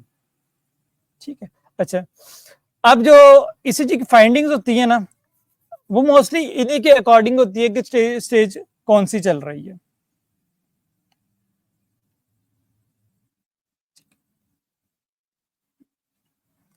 अगर तो पेशेंट को सिंपल इस्कीमिया हो ना, अगर वो रिवर्सिबल स्टेज के अंदर हो, ठीक है, ये तब होता है जब अभी अभी ऑनसेट ऑफ एमआई हुआ है। ठीक है, इमीडिएटली जब एमआई का ऑनसेट हुआ है ना उस वक्त अभी सिर्फ इस्कीमिया हुआ है, अभी कार्डियक मसल्स के पास कैपेसिटी है कि अगर उसका तो परफ्यूजन ठीक हो जाए तो वो ठीक हो जाएगा। ठीक है, अभी अभी हुआ है, उसके अंदर एसटी डिप्रेशन साथ टी वेव इन्वर्जन आती है। ठीक है, एसटी डिप्रेशन साथ टी वेव इन्वर्जन आती है। ठीक है, अब ये होता क्यों है, ये होता है इसलिए क्योंकि ये यहाँ पे चूंकि एक इंजर्ड टिश्यू है। ठीक है, इंजर्ड टिश्यू है। ठीक है, अब इस इंजर्ड टिश्यू के अंदर ना रीपोलराइजेशन, ठीक है, ये टिश्यू ना डीपोलराइज हो जाता है। ठीक है, डीपोलराइज हो जाता है, लेकिन रीपोलराइज ये प्रॉपरली नहीं हो पाता। ठीक है, तो रीपोलराइजेशन के लिए जब करंट है वो इसके थ्रू मूव करके वापस नहीं आती। ठीक है, जो होती है करंट इस तरह गुजरती है ना, ऐसे नोड, एबी नोड, और यहां से आई। ठीक है, यहां से करंट आ रही है। ठीक है, यहां से करंट आ रही है। ठीक है, यहां से भी ऐसे के परकंजी फाइबर जो है वो इस साइड पे पड़े हुए हैं। ठीक है, यहां से करंट आ रही है। ठीक है, अब ये टिश्यू जब स्कीमिया की स्टेज के अंदर है, जब वो रिवर्ट कर सकता है पेशेंट, उसका टिश्यू रिवर्ट कर सकता है अगर ऑक्सीजनेट कर दिया जाए, उस केस के अंदर क्या होता है कि इसकी डीपोलराइजेशन तो ठीक होती है, पेशेंट ये टिश्यू डीपोलराइज तो प्रॉपर हो जाता है, लेकिन इसके रीपोलराइजेशन जो होती है ना, रीपोलराइजेशन, डीपोलराइजेशन इस तरह होती है। ठीक है, और रीपोलराइजेशन इस तरह होती है। ठीक है, वापस की तरफ करंट जाती है।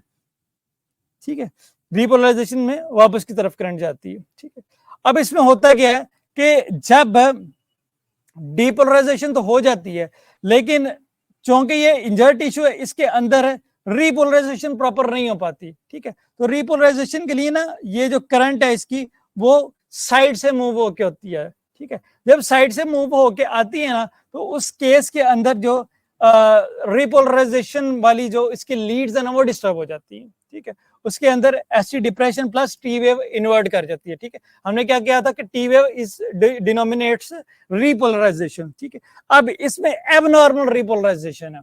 ठीक है, अब इस लीड के अंदर डायरेक्टली रिपोलराइजेशन नहीं हो रही, अब इससे नियर बाय टिश्यू के अंदर से होके जा रही है। ठीक है, इससे नियर बाय टिश्यू के अंदर होके जा रही है, तो ये जब इससे नियर बाय इससे अवे जाएगी करंट तो ये टी वेव इन्वर्ट कर जाएगी। ठीक है, ये टी वेव इन्वर्ट कर जाएगी। ठीक है, देन है इंजरी। ठीक है, इंजरी, ये जो सेकंड स्टेज ऑफ इंजरी है जिसमें एनारोबिक रेस्पिरेशन स्टार्ट हो चुकी होती है, इसके अंदर अब एसटी एलिवेशन होती है। ठीक है, अब इसके अंदर एसटी एलिवेशन होती है। ठीक है, अब ये वो टिश्यू ये वो टिश्यू है जिसके अंदर ना ही डीपोलराइजेशन प्रॉपर होती है, ठीक है, और ना ही रीपोलराइजेशन प्रॉपर होती है, ठीक है, ना ही डीपोलराइजेशन प्रॉपर होती है, ठीक है, ना ही रीपोलराइजेशन प्रॉपर होती है। उसकी वजह से क्या होता है कि इसकी प्रोलॉन्ग्ड डीपोलराइजेशन जाती है, ठीक है, मतलब ज्यादा देर लगता है इस टिश्यू को डीपोलराइज होते होते, ठीक है। उसकी वजह से ये जो डीपोलराइजिंग इसकी लीड्स होती है ना वो बनती हैं, ठीक है, पीक बनती तो है, ठीक है, पीक बनती तो है, लेकिन डीपोलराइज होते होते होते होते इसे काफी टाइम लगता है, ठीक है, काफी टाइम लग जाता है इसे, इस टिश्यू को इस लेटर लीड्स में फर्ज कर लें ये एवीएल की है, ठीक है, फर्ज कर लेंगे एवीएल की है, इस टिश्यू को अब डीपोलराइज होते होते बड़ा ज्यादा टाइम लगता है, ठीक है, जितना ज्यादा टाइम लगेगा अब उतनी देर जो है ना वो जो डीपोलराइजिंग हमारी जो कम्प्लेक्सेस हैं वो ऊपर रहेंगे, ठीक है, उतनी देर वो ऊपर रहेंगे, ठीक है। तो उस केस के अंदर एसटी एलिवेशन होती है, ठीक है, उस केस के अंदर जो सेटल डाउन होना था, आइडियली सेटल डाउन होना था, वो सेटल डाउन नहीं होता, ठीक है, ये ऊपर ऊपर ही रहती हैं। और रिमेंबर, अगर तो ऐसा होता है कि क्यूआरएस बनता है नीचे आके फिर से एलिवेट करता है, वो एसटी एलिवेशन नहीं है, ठीक है, वो एसटी एलिवेशन नहीं है। एसटी एलिवेशन हम तब कहते हैं जब ये लीड ऊपर गई और ऊपर ही रह गई, ठीक है, ऊपर रह गई, ये नहीं कि पहले नीचे आया फिर ऊपर गई, ऊपर गई और ऊपर ही रह गई, ठीक है, ऊपर ही रह गई, इसे एसटी एलिवेशन कहते हैं, ठीक है। और मैंने ये भी बता दिया कि एसटी एलिवेशन क्यों है, ठीक है। अच्छा, एसटी एलिवेशन तो होगी क्योंकि इसकी डीपोलराइजेशन डिलेड हो रही है, प्रॉपर नहीं हो रही, ठीक है। और इसकी रीपोलराइजेशन भी हमने कहा कि इसकी ठीक नहीं होती है, रीपोलराइजेशन, ये टिश्यू रीपोलराइज वो भी नियर बाय टिश्यू से रीपोलराइज होकर आता है, ठीक है, नियर बाय टिश्यू से रीपोलराइज होता है, उसकी वजह से टी वेव इन्वर्टेड भी मिलती है, ठीक है। ये स्टेमी का स्टेज है, ठीक है, ये अब स्टेमी का स्टेज होता है, ठीक है।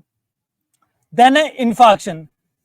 इन्फाक्शन वो स्टेज है जिसके अंदर टिश्यू डेड हो गया, ठीक है, इसमें अब जीरो इलेक्ट्रिकल एक्टिविटी है, इसमें अब जीरो इलेक्ट्रिकल एक्टिविटी है।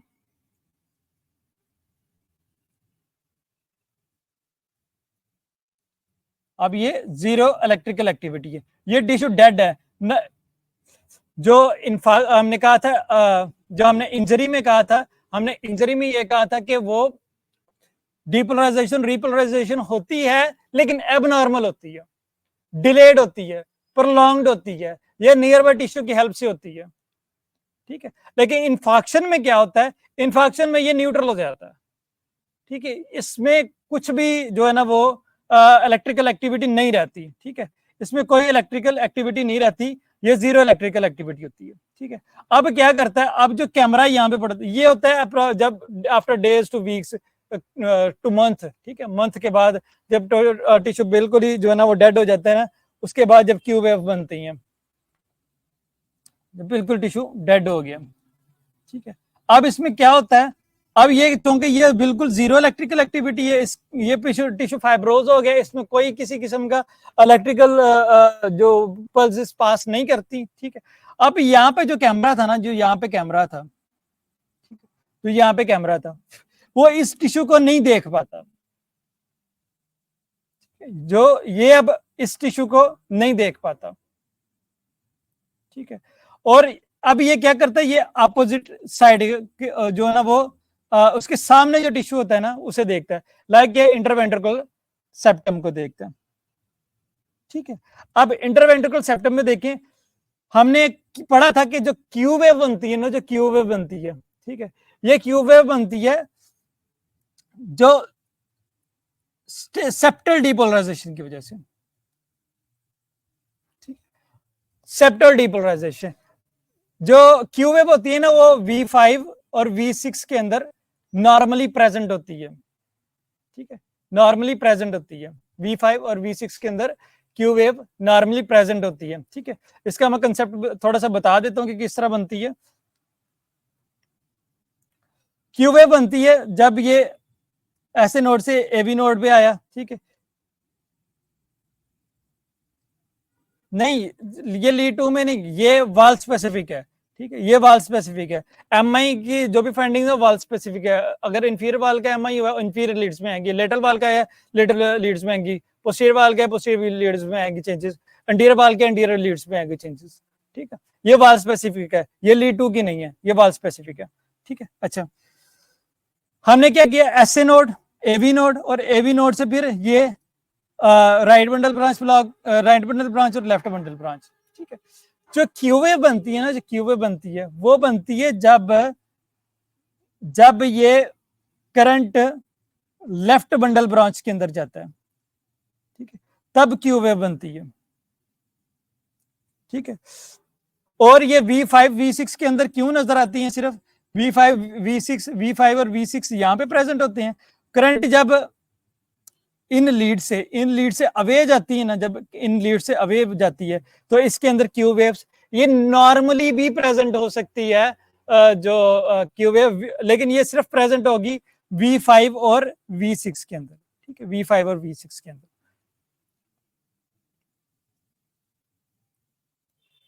ठीक है।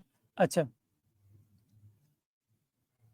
अब होता क्या है, चूंकि अगर फर्ज करें ये अब ये वाल का पोर्शन जो है वो डेड हो गया, अब जो कैमरा था वो इसे अपोजिट वाल को देखना शुरू कर देगा, इसे आर पार देखना शुरू कर देगा, ठीक है। अब इसे वेंट्रिकल नजर आएगा, वेंट्रिकल का राइट बंडल ब्रांच नजर आएगा, और उससे जो हो रही हुई डेविएशन है, ठीक है, उससे हो रही जो करंट पास है राइट साइड, उसकी वजह से क्यू वेव बनती हुई नजर आएगी, ठीक है। और क्यू वेव भी कब कहते हैं, एक होती है फिजियोलॉजिकल क्यू वेव और एक होती है पैथोलॉजिकल क्यू वेव, अगर तो ये क्यू वेव अगर ये क्यू वेव 2 to 2.5 बॉक्सेस से ज्यादा हो जाए, ठीक है, अगर ये 2.5 बॉक्सेस से ज्यादा हो जाए, अगर 2.5 बॉक्सेस से ज्यादा हो जाए तो ये पैथोलॉजिकल क्यू वेव है, ठीक। ये क्या इंडिकेट करती है, ये इंडिकेट करती है ओल्ड एमआई, ठीक है, ये ओल्ड एमआई इंडिकेट करती है, ठीक है। जब एक टिश्यू डेड हो गया, उसके आर पार कैमरा देख रहा है, उसे वो आर पार नेक्स्ट वाल का नजर आ रहा है, ओल्ड एमआई इंडिकेट करती है, ठीक है। एक तो ये है कि 2.5 से ज्यादा हो, ठीक है, या ये भी हो सकता है कि अगर इसकी लेंथ जो है, अगर इसकी लेंथ क्यूआरएस कम्प्लेक्स से, ठीक, ये क्यूआरएस कम्प्लेक्स है, क्यूआरएस कम्प्लेक्स से 1/3 या 1/3 से ज्यादा हो जाए, ठीक है। अगर 2.5 से ज्यादा है देन इट इज पैथोलॉजिकल, ठीक है। अगर आपको स्मॉल क्यूआरएस कम्प्लेक्सेस मिलते हैं, उस स्मॉल क्यूआरएस कम्प्लेक्सेस में आप फिर ये देख लेते हैं कि अगर उसकी जो लेंथ है वो 1/3 से ज्यादा है, ठीक है, या जो V5 V6 के अंदर जो क्यू वेव बन रही है उसकी लेंथ जो आर वेव है उसकी जो आर वेव है उससे 1/3 से ज्यादा है, तो वो भी पैथोलॉजिकल क्यू वेव है, ठीक। दूसरा ये है एसटी एलिवेशन। एसटी एलिवेशन जो है ना सेटल होते थोड़ा सा टाइम लगता है, ठीक है, वो भी ये इसी अपोजिट साइड को देखने की वजह से होता है, ठीक है। अच्छा, अब देखते हैं नॉर्मल ईसीजी होती है, जो नॉर्मल ईसीजी की ट्रेसिंग जो होती है ना वो इस तरह की होती है, ठीक है। आइसोइलेक्ट्रिक लाइन पे सारा पी वेव भी आइसोइलेक्ट्रिक, क्यूआरएस कम्प्लेक्स भी आइसोइलेक्ट्रिक, टी वेव भी आइसोइलेक्ट्रिक, ठीक है।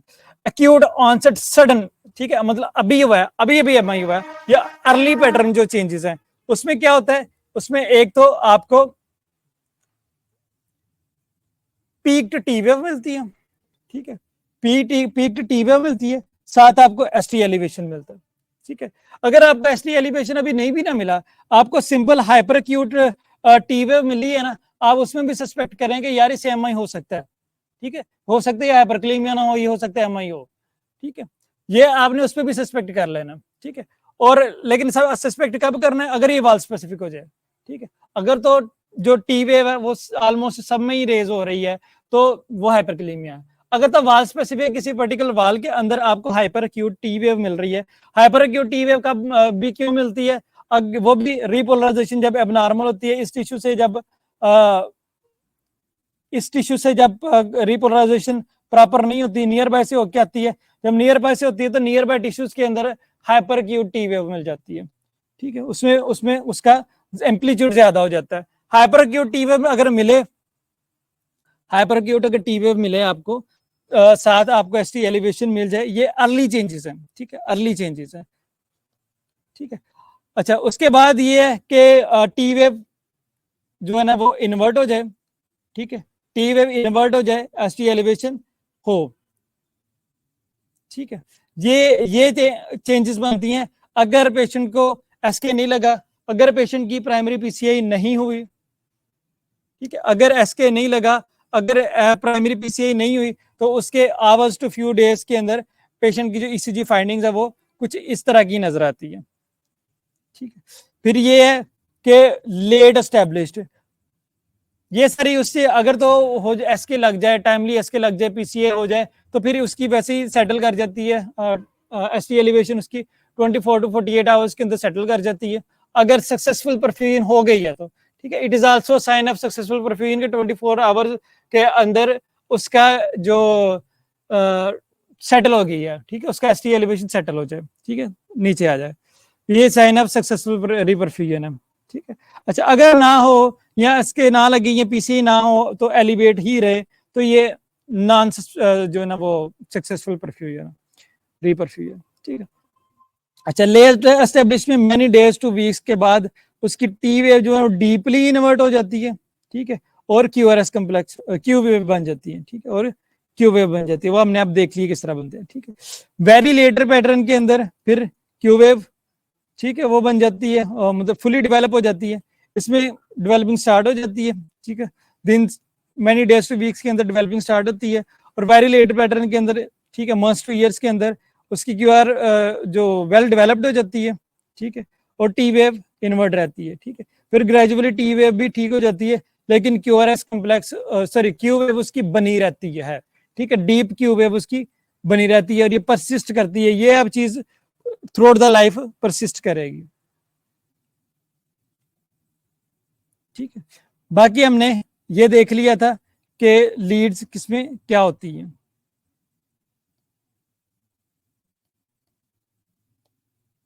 ये सारी चीजें हमने कर ली हैं, ठीक है, ये सारे।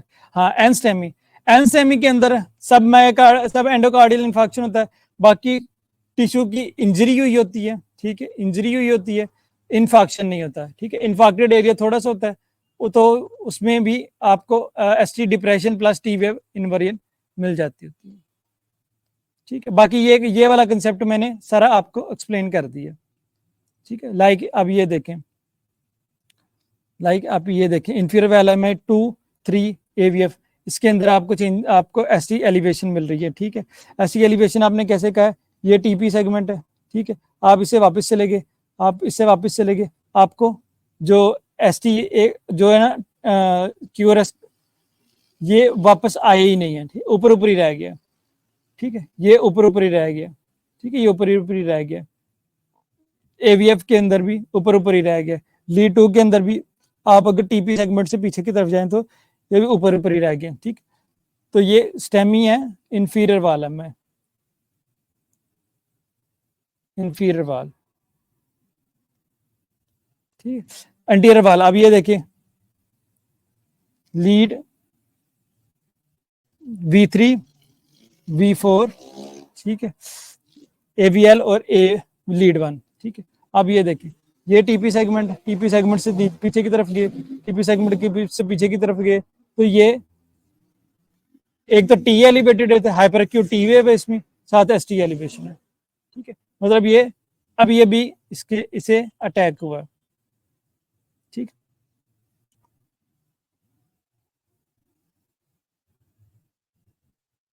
V3 के अंदर ये टीपी है, इससे आपको 2 बॉक्सेस की एलिवेशन आपको अप्रोक्सीमेट नजर आ रही है, और अगर चेस्ट लीड्स के अंदर 2 बॉक्सेस की एलिवेशन हो सिग्निफिकेंट है, ठीक है। चेस्ट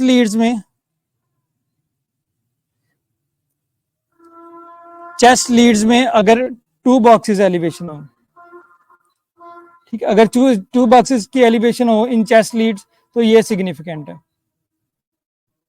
ठीक है। अगर लिम्ब लीड्स में 1 बॉक्सेस की भी, लिम्ब लीड्स में 1 बॉक्स की एलिवेशन भी हो तो ये सिग्निफिकेंट है, ठीक है। अब ये देखें, ये टीपी सेगमेंट है, इससे आप पीछे की तरफ गए तो आपको एसटी एलिवेशन मिल गई, ठीक है। एवीएल के अंदर आप पीछे की तरफ गए तो एसटी एलिवेशन मिल गई। अब इसमें गौर करने वाली चीज है कि आपको V3 V4 जो कि सेप्टल लीड्स हैं, ठीक है, और V1 और लीड 1 और एवीएल इसके अंदर है, ठीक है। अब ये एंटीरो लेटरल एमआई है, ठीक है, मतलब इसमें एंटीरियर वाल का भी एमआई है और लेटरल वाल का भी एमआई है, ठीक है, एंटीरो लेटरल एमआई है, ठीक। अच्छा, अब इसमें थोड़ा सा देख लेते हैं कुछ चेंजेस, कुछ रेसिप्रोकल चेंजेस भी होती हैं, ठीक है। लाइक ये देख लेनी है अपने वैसे, मैंने ये मतलब कंपाइल करके लिख दिया है, ठीक है। लाइक ये देखें, इंफीरियर वाल एमआई, इंफीरियर वाल एमआई के अंदर एसटी एलिवेशन आपको मिलेगी वो लीड 2-3 एवीएफ में मिलेगी, ठीक है। और ये रेसिप्रोकल चेंजेस, एसटी डिप्रेशन जो, ये एसटी डिप्रेशन जो है ना, ये रेसिप्रोकल चेंजेस है, ठीक है। रेसिप्रोकल चेंजेस की मुराद ये कोई डायरेक्ट चेंजेस नहीं है उस वाल के, ये रेसिप्रोकल चेंजेस मतलब इस कार्डियक के इलेक्ट्रिकल एबनॉर्मेलिटी की वजह से ये चेंजेस आ रहे हैं, ठीक है। आपको ऐसी डिप्रेशन मिल जाते हैं, आपको ऐसी depression V1 V2 V3 V4 के अंदर इंफीरियर एमआई के अंदर मिल रहा है, ठीक है। अगर आपको ऐसी एलिवेशन विद एंड ऐसी डिप्रेशन इन रेसिप्रोकल लीड्स मिल जाती है ना, तो ये कंफर्म होता है कि ये acute MI, acute ST elevation MI ही हुआ है, ठीक है। अच्छा, अब उन्होंने, मैंने ये चार्ट में बता दिया, ये चीज एक्सप्लेन ये ऑलमोस्ट रटाई है, ठीक है। यहाँ ये है कि मैं एक एक आर्टरी का अलग-अलग बताऊं तो मेरे ख्याल से इतना जरूरत नहीं है, ठीक है। वो आप लोकलाइजेशन, आप ये पिक्चर देख के लोकलाइजेशन खुद सीख लेंगे, ठीक है। लाइक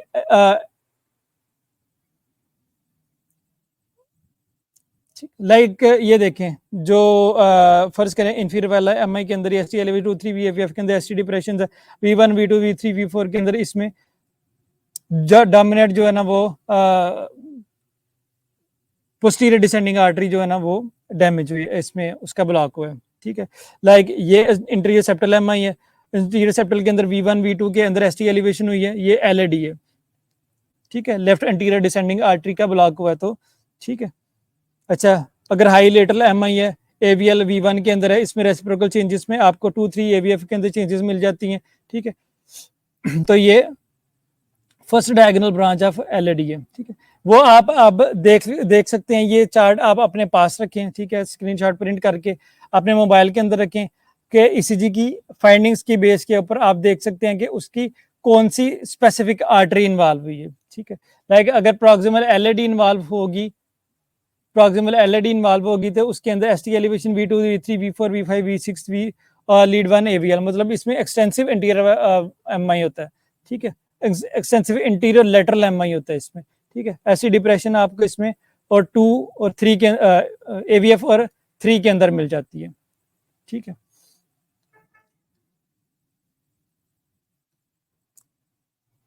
ठीक है, तो ये प्रॉक्सिमल एलईडी के का ब्लॉक है,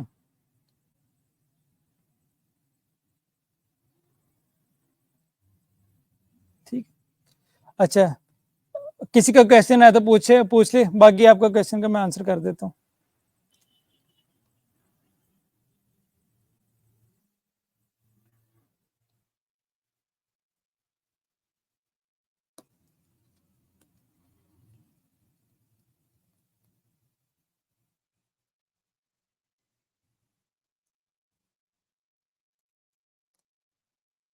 अच्छा, एक क्वेश्चन है कि आप राइडर लेफ्ट एक्सिस डेविएशन बता दें, ठीक है। देखें,